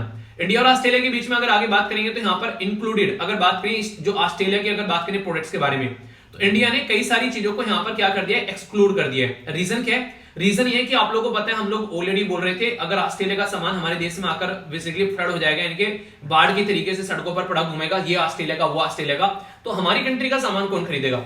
तो हम लोगों ने कुछ ऐसे एरिया रखे जिनको हम लोग सेंसिटिव सेक्टर बोलते हैं। सेंसिटिव मतलब अगर इन एरिया में ऑस्ट्रेलिया का सामान आया तो हमारा सामान नहीं बेचा जाएगा। जैसे कि गुड्स के बारे में बात करें अगर यहाँ पर, तो डेयरी प्रोडक्ट्स हो गए, अनाज हो गया, ये सारी चीजें आप लोग को देखने को मिलेगी। मैक्सिमम चीजें यहाँ पर वो है जो कि एग्रीकल्चर से रिलेटेड है। शुगर हो गया, एप्पल हो गया, टॉयज वगैरह, आयरन ओर हो गया। हमारे देश में खुद की इतनी आयरन हो रही है कि हम लोग जापान वगैरह को बेचते हैं, तो आप लोग समझ सकते हैं। तो जो ऑलरेडी हमारे देश में भर भर कर पड़ा हुआ है, अगर उसको भी हम लोग खरीदने लगेंगे तो हमारी कंट्री का कौन खरीदेगा? क्योंकि बाहर वाला सस्ता रहेगा, वो तो आराम से बेचेंगे आकर यहाँ पर। तो इस तरीके से कोशिश ये की जाती है कि अपने प्रोडक्ट को यहाँ पर कम से कम मार्केट में उतारा जाए, तो इस तरीके से कि सामने वाले का कोई प्रोडक्ट अगर आ भी रहा है मार्केट में तो दोनों के बीच में कंपटीशन रहे, तो वो वाला फंडा आप लोगों को देखने को मिलेगा। अब आज की डेट में यहां से एक इंपॉर्टेंट क्वेश्चन आप लोगों के लिए बन सकता है। ऑस्ट्रेलिया से सबसे ज्यादा जो हम लोग चीजें खरीद कर लेकर आते हैं तो वह है कोयला। कोयले में काफी तकड़ा वाला व्यापार होता है। लगभग ऑस्ट्रेलिया का जो हमारी कंट्री में ड्यूटी फ्री, अगर यहाँ पर 0 ड्यूटी लगेगी उस पर कोयला आएगा, तो लगभग 74% जो ऑस्ट्रेलिया का एक्सपोर्ट होता है इंडिया, तो उसमें आप लोग यहाँ पर ये कोयला देखने को मिलेगा। करंटली लगभग बात करें तो इसके ऊपर 2.5% की ड्यूटी लगती है। तो सोचो आने वाले टाइम में ये कोयला और लार्ज स्केल पर बढ़ने वाला है, और ड्यूटी अगर यहाँ पर बिल्कुल ही 0 कर दी जाती है तो हमारी कंट्री को बहुत ज्यादा फायदा देखने को मिलेगा। रीजन क्या है? मैंने अभी कुछ दिनों पहले आप लोगों को याद होगा बताया भी था कि कोयला जो है वो कई सारी जो हमारी कंट्री में एनर्जी यानी कि इलेक्ट्रिसिटी जनरेट करने वाले पावर प्लांट है उसमें नहीं पहुंच पा रहा है। तो उसके चलते कई सारे इशू देखने को मिलते थे। कोविड-19 की वजह से लॉकडाउन लग रहा था, बारिश की वजह से गीले हो गई थी चीजें, बंद सब चीजें वो चल रही थी, ठीक है। अब कई जगह प्रोटेस्ट वगैरह चल रहे थे, बहुत सारे इशू ऐसे देखने को मिल रहे थे। तो कोयला काफी इंपोर्टेंट है इलेक्ट्रिसिटी जनरेट करने के लिए, और आज की डेट में भी हमारे देश में मैक्सिमम जो इलेक्ट्रिसिटी जनरेट की जाती है वो कोयले से ही जनरेट की जाती है। तो इसलिए कोयले को हम लोग छोड़ नहीं सकते थे। इसी के साथ में बात करें तो एलिमिनेशन की बात की जा रही है, ड्यूटी, जो कि कुकिंग कॉयल होता है। ये कुकिंग कॉयल बेसिकली कुकिंग नहीं, ये है बेसिकली कुकिंग कॉयल। ये बेसिकली स्टील बनाने में काफी बड़ा रोल प्ले करता है। तो ये ऑलरेडी एग्जाम में क्वेश्चन पूछा जा चुका है। अगर आप लोग यहाँ पर उठाकर देखोगे पुराने क्वेश्चन पेपर, तो ये एग्जाम में क्वेश्चन पूछा जा चुका है कि किस पर्टिकुलर पर्पज के लिए इसका मेन इस्तेमाल होता है। तो ये होता है किसके लिए? स्टील बनाने के लिए। तो ये याद रखेगा। अब 0 एक्सिस यहाँ पर अगर होती है, यहाँ पर बोला जा रहा है यहाँ पर 0 ड्यूटी एक्सिस होती है ऑस्ट्रेलिया, तो यहाँ पर इंक्रीज करेगा 91% ऑफ इट्स जो एक्सपोर्ट है वैल्यू आप लोगों को देखने को मिलेगी, और 70% जो इंडियन टैरिफ जो है वो आप लोगों को देखने को मिलेंगे ओवर 10 ईयर। तो ये कहने का मतलब है कि आने वाले टाइम पे अगर यहाँ पर 0 ड्यूटी लगती है तो आने वाले टाइम में दोनों कंट्री को काफी ज्यादा फायदा देखने को मिलेगा। चाहे आप लोग एक्सपोर्ट के बारे में बात करें चाहे इंपोर्ट के बारे में बात करें, दोनों कंट्री को फायदा दिखेगा। और ऑस्ट्रेलिया जो है वो भी यहाँ पर आने वाले टाइम में काफी कुछ यहाँ पर बढ़ाने वाला है, और इंडिया की साइड से भी यहाँ पर टैरिफ वगैरह कम होंगे ऑस्ट्रेलिया की साइड से भी। पर लेकिन कुछ चीजें ऐसी जिनके ऊपर सेंसिटिव प्रोडक्ट का हम लोगों ने टैग लगाया है, तो इसको अच्छे लेवल पर अगर लेकर चलना है तो दोनों कंट्री को म्यूचुअली काम करना पड़ेगा। अभी यहाँ पर कई सारी इंपॉर्टेंट और फैक्ट है, यहाँ से भी क्वेश्चन बनता है आप लोगों का। एक क्वेश्चन पूछ ले अगर कोई यहाँ से आप लोगों से कि रूल ऑफ ओरिजिन क्या है, ये आप लोगों को पता होना चाहिए। अब आप लोग ये समझिए, अच्छा उदाहरण है, खासकर अगर आप लोग सुनोगे तो आप लोगों को मजा आएगा सुनकर। मान लीजिए आज की डेट में हमारी कंट्री में क्रिकेट की बॉल बनाई जाती है, ठीक है। क्रिकेट की जो गेंद होती है ना, लेदर की जो बॉल होती है, वो बॉल हमारे देश से बनाई जाती है। अब पाकिस्तान में जो है वो क्रिकेट खेला जाता है काफी अच्छे लेवल पर, और पाकिस्तान का हमारे साथ में बेसिकली व्यापार अच्छा नहीं होता है। हम लोग एक दूसरे के साथ में सींग अड़ाए खड़े रहते हैं। अब पाकिस्तान में खेलना है उनको, और उनको गेंद चाहिए लेदर की। अब उनको अगर लेदर की गेंद चाहिए तो वो डायरेक्ट हमसे खरीदते नहीं है, क्योंकि हमारा उनका व्यापार नहीं चल रहा है। तो वो गेंद जो है पहले यूएई जाएगी, यूनाइटेड अरब एमिरेट्स जाएगी, यानी कि वो गेंद जो है पहले इंडिया से जो है, अगर 1 मिनट रुकिए, इंडिया से वो गेंद जो है पहले यूएई जाएगी यहाँ पर, और फिर यूएई से वो गेंद जो है वो यहाँ पर पाकिस्तान आप लोग आती हुई नजर आएगी, यानी कि ऐसे घूमकर फिर यहाँ पर ऐसे आएंगे। तो ये वाला फंडा आप लोगों को देखने को मिलता है। तो यहाँ पर क्या हो गया, पाकिस्तान ने तो यूएई से खरीदी, पर लेकिन ओरिजिन कहाँ का है उसका? ओरिजिन है इंडिया का। तो इंडिया और ऑस्ट्रेलिया के बीच में जब हम लोग व्यापार कर रहे हैं, यहाँ पर ये फ्री ट्रेड एग्रीमेंट कर रहे हैं, तो ऐसा नहीं है कि कोई प्रोडक्ट जो है पाकिस्तान में बेचा जा रहा है और पाकिस्तान से ऑस्ट्रेलिया ने खरीद लिया और ऑस्ट्रेलिया लाकर हमारे देश में बेच रहा है। तो ये इनडायरेक्ट वे में चीजें हो जाती हैं। इस तरीके से तो कल को ऑस्ट्रेलिया चाइना का माल खरीदेगा और हमारे देश में ला कर बेचना स्टार्ट कर देगा। तो ऐसा नहीं करना है, यानी कि जो तुम्हारे देश में ही यहाँ पर सामान बनाया जा रहा है, सामान उगाया जा रहा है, वही हमारे देश में सामान आने वाला है। इसलिए स्ट्रिक्ट रूल रहता है बेसिकली ऑफ ओरिजिन, ताकि प्रिवेंट किया जा सके कि कोई प्रोडक्ट जो है किसी और कंट्री से हमारे देश में न आ जाए। समझ में आ गया ये बेसिकली कॉन्सेप्ट। तो स्ट्रिक्ट रूल ऑफ ओरिजिन के बारे में आप लोग जरूर याद रखिएगा, ये काफी इंपॉर्टेंट रहता है। और अभी इंडिया और ऑस्ट्रेलिया जो है वो काम करेंगे आराम से, तो फेज मैनर में यहाँ पर प्राइस भी डिसाइड किए जाएंगे कि कैसे कैसे चीजों को लेकर चलना है। अब अभी आप लोगों ने सुना यहाँ पर कोविड-19 से रिलेटेड, तो मेडिसिन के बारे में अगर आप लोग बात करें तो ये काफी अच्छा कॉन्सेप्ट आप लोगों को देखने को मिलेगा। नॉर्मली अब तक अगर ऑस्ट्रेलिया के अंदर हमारी कोई दवाई जाती थी तो काफी सारे रूल और रेगुलेशन उनको फॉलो करने पड़ते थे और उसमें टाइम काफी ज्यादा लगता था। रूल और रेगुलेशन तो शायद ही कोई कम करेगा, क्योंकि दवाई की बात है और हेल्थ की बात है। अभी यहाँ पर कनाडा के अंदर अगर कोई दवाई जाती है तो अप्रूवल यहाँ पर कनाडा और यूरोपियन यूनियन का एक इवेल्युएशन प्रोसीजर होता है, जिसके थ्रू इंडियन की फार्मास्यूटिकल और मैन्युफैक्चरिंग जो फैसिलिटीज हैं उनको काउंट किया जाता है कि हमारे देश में से कोई दवाई जा रही है, भाई साहब वो खाने पीने लायक है, पता चला वैसे ही जल्दबाजी में बनाकर भेज दी, तो उसको चेक किया जाता है, तो एक टाइम लगता है। अब उसमें बात की जा रही है कि फास्टर अप्रूवल दिया जाएगा मेडिसिन को ऑस्ट्रेलिया के अंदर में, ताकि हमारी जो दवाइयां हैं वो प्रॉपर वे में मार्केट में उतारी जा सके। तो ये भी एक अच्छा तरीका रहेगा। अब ऑस्ट्रेलिया जो है वो आज इसकी डेट में लॉन्ग स्टैंडिंग कंसर्न रहते हैं इंडियन आईटी फर्म के बारे में, ठीक है। तो यहाँ पर एक मुद्दा निकल कर आता है डबल टैक्सेशन, यानी कि टैक्स डबल लग रहा है किसी पर्टिकुलर कंपनी के ऊपर, ठीक है। तो उसको भी यहाँ पर काउंट करने की कोशिश की जाएगी ताकि अच्छे से व्यापार किया जा सके दोनों कंट्री के बीच में। तो बहुत सारी चीजें आप लोगों को यहाँ पर देखने को मिलने वाली है। ये क्वेश्चन है यूपीएससी में 2018 में यहाँ पर ये क्वेश्चन पूछा गया। तो इसमें क्या क्या बातें की जा रही है, बात की जा रही है कंसिडर द फॉलोइंग स्टेटमेंट कि इनमें से Australia, Canada, China, India, Japan और यूएसए, तो which of the above are the among the free trade partner of ASEAN, तो आसियान के कौन से फ्री ट्रेड पार्टनर है ये आप लोग यहाँ पर बताना है, ठीक है। तो इसका आंसर क्या होगा, ए में बोला गया 1 2 4 5, बी में बोला गया 3 4 5 6, सी में बोला गया 1 3 4 5 और डी में बोला गया 1 3 4 6, ठीक है। तो सही आंसर यहाँ पर क्या होगा अगर आप लोगों से पूछा जाए, तो सही आंसर क्या है इसका, सही आंसर है इसका सी, यानी कि एक तो है 1, ठीक है, दूसरा देखने को मिलेगा 3, इसी के साथ में यहाँ पर 4 भी है और नेक्स्ट आप लोगों को देखने को मिलेगा 6, ठीक है। तो ये बेसिकली कंट्री है बेसिकली जो आप लोग यहाँ पर फ्री ट्रेड एग्रीमेंट में नजर आती है, मुक्त व्यापार में। तो इसके बारे में आप लोग यहाँ पर याद रख सकते हैं, अगर क्वेश्चन कल को बन जाए तो कोई कंफ्यूजन आप लोगों को इसको रिलेटेड नहीं होना चाहिए। यूएसए नहीं है यहाँ पर, ठीक है ना, कभी यूएसए सोच लेंगे, यूएसए नहीं है, ये जापान है, ठीक है। तो यहाँ पर आप लोग को देखने को मिलेगा आसियान जो कंट्री है उसके व्यापार के बारे में अगर बात करें तो चाइना देखने को मिलेगा, इसी के साथ में कोरिया, नेक्स्ट बात की जा रही है जापान, इंडिया, ऑस्ट्रेलिया और न्यूजीलैंड, ठीक है। तो यूएसए आप लोग यहाँ पर इसमें नहीं देखने को मिलेगा और कनाडा नहीं देखने को मिलेगा, तो कनाडा गायब हो गया और यहाँ पर यूएसए गायब हो गया। तो 1 3 4 5, ठीक है ना, तो 1 3 4 5 कौन सा हो गया, तो सी आंसर हो गया यहाँ पर। तो इस तरीके से बेसिकली इंडिया भी है यहाँ पर, तो आसियान के साथ में आप लोग याद रखेगा। तो इस तरीके से क्वेश्चन बनते हैं। देखिए सारी चीजें आप लोगों को एग्जाम में नहीं पता होती है, तो एलिमिनेशन मेथड अगर आप लोग यूज करोगे तो आसानी से क्वेश्चन को अटेम्प्ट कर पाओगे। तो इस तरीके से आप लोगों को चीजों को समझ के चल रहे हैं, ठीक है। तो कोई कंफ्यूजन मत रखना, एक एक पॉइंट क्लियर होना चाहिए माइंड में। जो नेक्स्ट आर्टिकल है यहाँ पर ये डैम सेफ्टी के बारे में बात करेगा। बेसिकली अभी रिसेंटली हमारे देश में एक पर्टिकुलर कानून पास किया गया था, डैम सेफ्टी बिल। अब ये कानून हमारे देश में बन चुका है 2019 का, ये बेसिकली आप लोगों को देखने को मिलेगा। तो इसके बारे में हम लोग बात करेंगे क्या क्या इश्यूज हैं। और अभी ये जो आर्टिकल है यहाँ पर ये बेसिकली मुल्ला पेरियार डैम से रिलेटेड है। यहाँ पर ये मुल्ला पेरियार डैम के बारे में कई सारी इन्फॉर्मेशन मैं आप लोगों को बताऊंगा। इसी के साथ में पहले यहाँ पर इसके बारे में समझ लेते हैं अभी ये क्यों न्यूज में आ गया है। यहाँ पर एक बॉडी भी आप लोगों की कवर हो जाएगी जिसके बारे में बात करूंगा। इसको बोलते हैं central water commission. Central water commission अभी यहाँ पर बेसिकली फोकस किया जा रहा है मुल्ला पेरियार डैम को लेकर। तो सेंट्रल वाटर कमीशन की हिस्ट्री में आप लोगों को बताता हूँ। सेंट्रल वाटर कमीशन के बारे में अगर बात करते हैं तो पहले इसको central water irrigation and navigation commission हम लोग बोलते थे, जिसका नाम CWINC बोलते थे। और ये काफी इंटरेस्टिंग है। यहाँ पर ये 1945 में यहाँ पर जब ये बनाया गया तो डॉक्टर BR अम्बेडकर जी जो थे वो यहाँ पर वॉइसराय एग्जीक्यूटिव काउंसिल के मेंबर थे, उनके द्वारा एडवाइस की गई, तब यहाँ पर ये बनाया गया। तो इससे आप लोग देखते हैं भीमराव अम्बेडकर जी का कंट्रीब्यूशन कहाँ कहाँ आप लोगों को देखने को मिलता है आज के डेट में। तो काफी एक मतलब एक नहीं कहते एक सुलझी हुई पर्सनैलिटी, एक ऐसी पर्सनैलिटी जो कि रियलिटी में सोसाइटी के बारे में सोचते थे। डॉक्टर BR अम्बेडकर जी के बारे में बात करें तो लेबर डिपार्टमेंट अगर बात करें तो इनके गाइडेंस में लेबर डिपार्टमेंट के अंदर यहाँ पर चीजें काफी कुछ देखने को मिली, जो कि यहाँ पर इसको कॉन्स्टिट्यूट किया गया।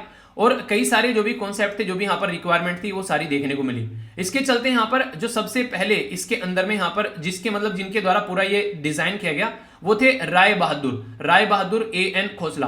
तो यहाँ पर ये आगे चलकर अगर बात करें, यहाँ पर डॉक्टर खोसला साहब जो हैं वो चेयरमैन भी बने। तो सबसे पहले चेयरमैन अगर पूछा जाए तो ये एक तरीके से फाउंडिंग चेयरमैन आप लोग बोल सकते हैं, ठीक है। ये काफी इंपॉर्टेंट है। ये आज की डेट में मिनिस्ट्री ऑफ जल शक्ति के अंडर काम करता है और department of water resources, river development और गंगा रिजुविनेशन, ये यहाँ पर डिपार्टमेंट है जिसके अंदर आप लोगों को चीजें देखने को मिलेगी। नॉर्मली जो कमीशन 3 काम करता है, डिजाइन और रिसर्च के बारे में बात करता है, जैसे कि डैम सेफ्टी के बारे में बात कर रहे हैं, तो कल को चलकर कैसे रखना है उसके बारे में बात करेंगे, रिवर मैनेजमेंट के बारे में और वाटर प्लानिंग के बारे में। तो ये सारी चीजें आप लोगों को यहाँ पर इनकी देखने को मिलेगी। तो इसके बारे में आप लोग ये कुछ बातें याद रख सकते हैं, कई सारी चीजें देखने को मिल जाती है। तो अभी अगर यहाँ पर इसके बारे में हम लोग बात करें तो ये काफी इंपॉर्टेंट हो जाता है। यहाँ पर हमारी कंट्री में डैम सेफ्टी के बारे में जब बात करें तो ऐसा क्या मुद्दा है, तो यहाँ पर देखिए कई सारे डैम जो होते हैं पास्ट में भी फेलियर हुए हैं, आगे भी फेलियर हो सकते हैं, और इंडिया वर्ल्ड में 3rd लार्जेस्ट डैम है हमारे देश में, यानी कि सबसे ज्यादा कहां पर बांधा है ये आप लोगों को बताना है। इसके बारे में अगर बात करूं टोटल मिलाकर हमारे देश में आज अगर बात करें 293 यानी कि 293 आर द बेसिकली अगर बात करें जो डैम है, इसमें से मोर देन 100 ऐसे हैं जो कि इसमें से 100 ईयर से भी पुराने हो चुके हैं, आप लोगों को देखने को मिलेगा। यानी कि बहुत सारे डैम जो है वो हमारे पुराने हो चुके हैं, कई सारे फेल भी हो चुके हैं। टहरी डैम मध्य प्रदेश में, ठीक है, जिसकी वजह से कई बार दिक्कतें देखने को मिली। इसी के साथ में यहाँ पर अनम्य जो डैम है आंध्र प्रदेश में, यहाँ पर 20 लोगों की यहाँ पर जान चली गई थी। तो ये सिचुएशन आप लोगों को यहाँ पर देखने को मिलती है। और एक और इंपॉर्टेंट बात, यहाँ पर स्टेट लिस्ट के अंदर एंट्री 7 जो है उसके अंदर आप लोगों को पानी देखने को मिलेगा। तो पानी जो है यहाँ पर ये बोला जाता है कि स्टेट लिस्ट के अंदर में आता है, पर लेकिन सेंटर कई बार मनमानी चलाता है। क्यों? क्योंकि यहाँ पर सेंटर जो है वो लेजिस्लेशन जो लेकर आता है वो यूनियन लिस्ट के हिसाब से लेकर आता है, जो कि 246 के बारे में बात करता है, ठीक है।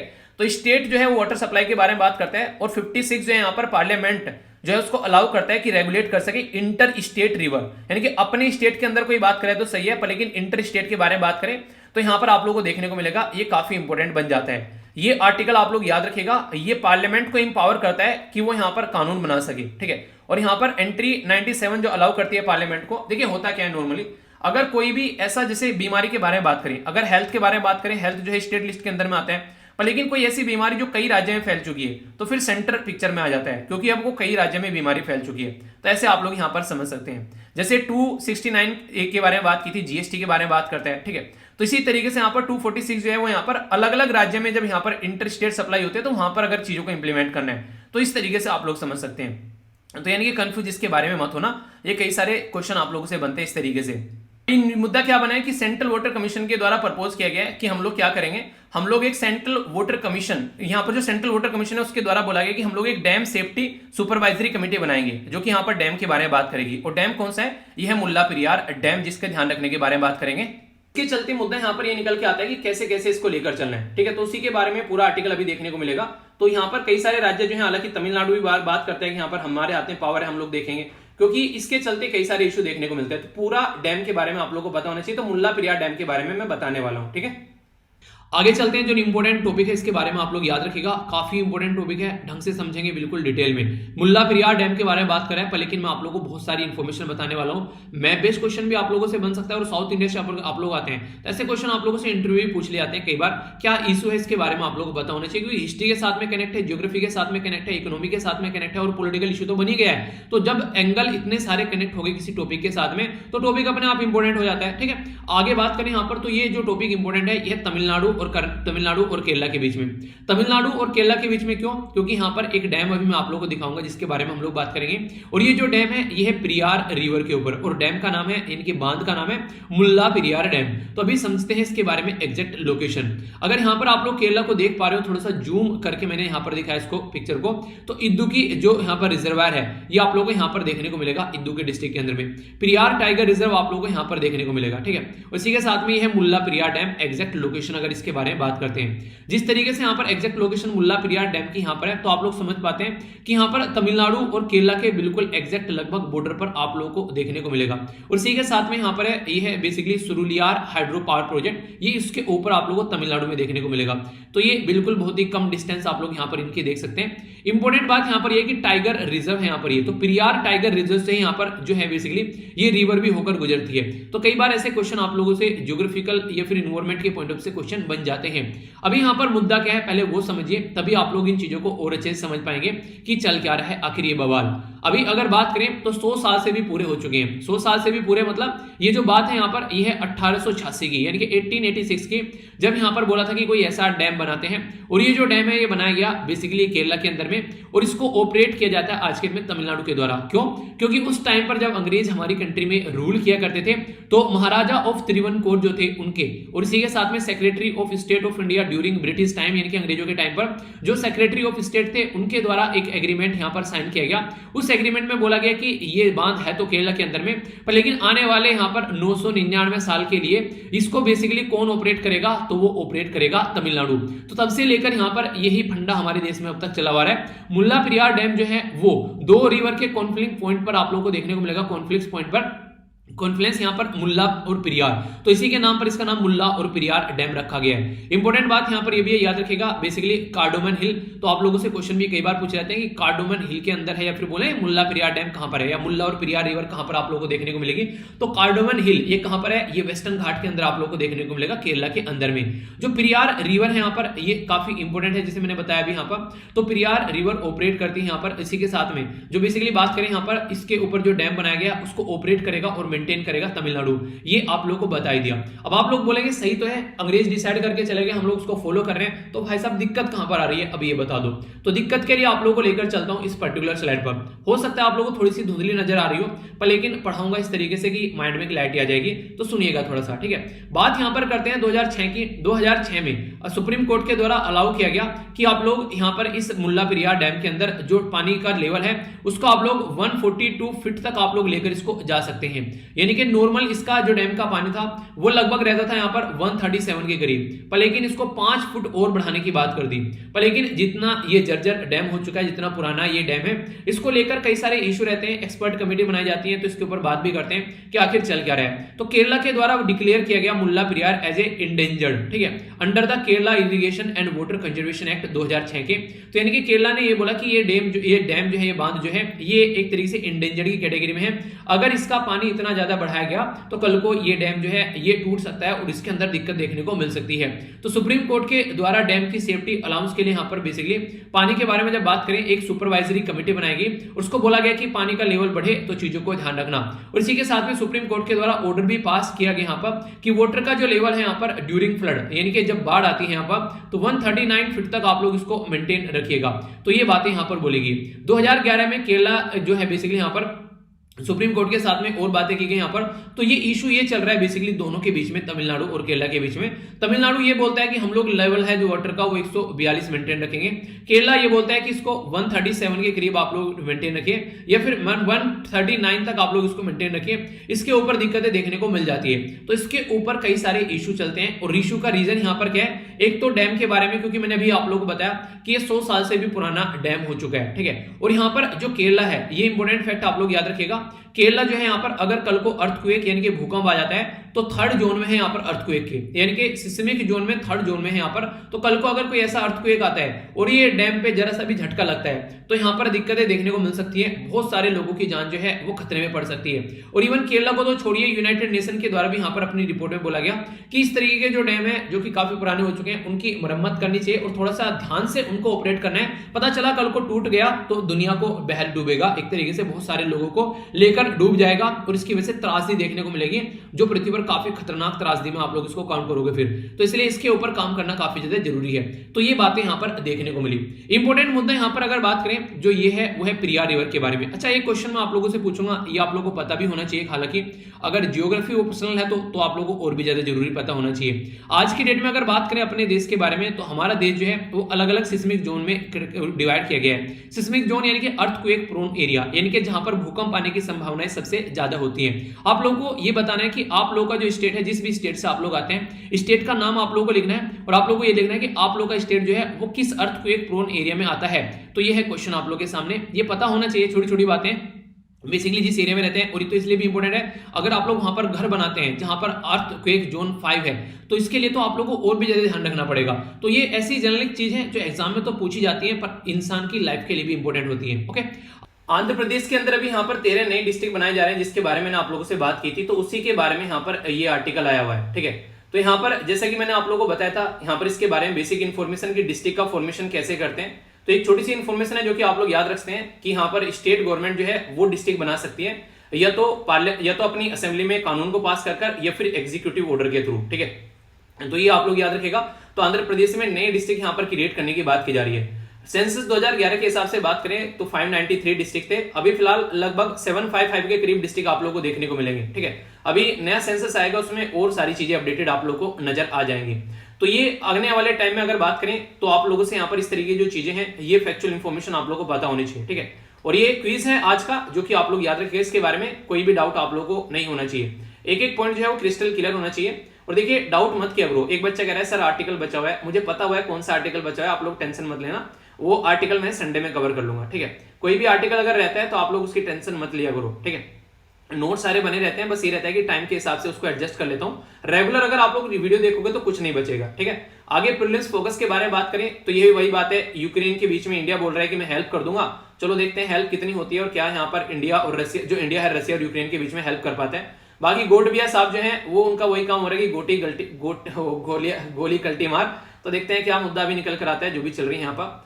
पाकिस्तान के अंदर बोल रहे हैं कि इलेक्शन की डेट फिक्स करो, चलो देखते हैं ये क्या बात करती है। अभी नया वेरिएंट आ रहा है निकल कर, ये बोला गया मुंबई के अंदर में, महाराष्ट्र के अंदर कोई कह रहा है आ रहा है, कोई कह रहा है नहीं आ रहा है। तो ये उसी के चलते रस्साकसी चल रही है। ये न्यूज मैंने आप लोगों को बताई दी, ये आज न्यूज़पेपर में थी। कश्मीर के अंदर नया फर्स्ट वर्चुअल ई म्यूजियम बनाया गया, तो अच्छी बात है, आने वाले टाइम में आप लोग यहाँ पर म्यूजियम देख सकते हैं। ओ हेनरी अवार्ड मिला है यहाँ पर अमर मित्रा को। तो अवार्ड की कैटेगरी में क्वेश्चन बन सकता है, तो ये शॉर्ट स्टोरीज के लिए देता है, अमेरिका का अवार्ड है ये, ठीक है। तो ये बंगाली राइटर है यहाँ पर ये। तो क्वेश्चन आप लोगों से बन जाए ओ हेनरी अवार्ड के बारे में, तो हल्का सा याद रखेगा आप लोग, कई बार क्वेश्चन छोटे मोटे पूछ ले जाते हैं, तो इसलिए मैंने यहाँ पर इसके बारे में डाल दिया, ठीक है। ये यहाँ पर किसका अवार्ड है, जैसे मैंने अभी आप लोगों को बताया, तो अमेरिकन अवार्ड है। एक राइटर थे शॉर्ट स्टोरी जिनका नाम था ओ हेनरी, ठीक है। इसी के साथ में डैम सेफ्टी के बारे में सारी बातें मैंने करी ली। यहाँ पर ये बोल रहे हैं कि एडिटोरियल पर देख लेना, तो हम लोगों ने देख लिया। यहाँ पर जो नया जो वेरिएंट आया उसके बारे में बात की जा रही है, तो उसके चलते यहाँ पर सेंट्रल गवर्नमेंट कह रहे हैं नहीं आया, मुंबई में कह रहे हैं आ रहा है, तो वो एक अलग बात चल रही है। HAL इनके हिंदुस्तान एरोनॉटिक लिमिटेड जो है इजराइल के साथ मिलकर क्या कर रही है, ये यहाँ पर जो फाइटर हमारे प्लेन थे उनको बेसिकली ट्रांसफॉर्म कर रही है टैंकर में, ठीक है। तो टैंकर ट्रांसपोर्ट बना रही है उनको, तो ये काफी अच्छा है। उन्हें कहते हैं कि पुराने जो कपड़े पड़े हैं उनका यूज कर ले, इस तरीके से आप लोग बोल सकते हैं। अभी 971 लोगों की जान गई, 971 लोगों की जान की गई जो क्लीनिंग कर रहे थे सीवेज, जो टेंट वगैरह। तो इसके चलते इंपावरमेंट जो हमारी कंट्री में ministry of social justice empowerment है उसके द्वारा ये बातें यहाँ पर बोली गई और कई सारे लोगों की यहाँ पर जान गई है इसके चलते, ठीक है। तो यहाँ पर बेसिकली तमिलनाडु के अंदर 214 के करीब यहाँ पर आप लोगों को देखने को मिलेंगे, जो कि यहाँ पर हाईएस्ट डेथ हुई। गुजरात के अंदर भी 156 की। तो इससे आप लोग एक अंदाजा लगा सकते हैं कि वैसे तो हम लोग बोलते हैं इनमें लोगों की जान नहीं जाएगी, पर फिर भी सिचुएशन ऐसी देखने को मिल रही है। यूएसए रशिया के ऊपर और सैंक्शन लगा रहे हैं, चलो लगाता ही रहेगा। हांगकांग को कंट्रोल करने की पूरी तैयारी चल रही है चाइना की, एक ये इशू आप लोगों को देखने को मिलेगा।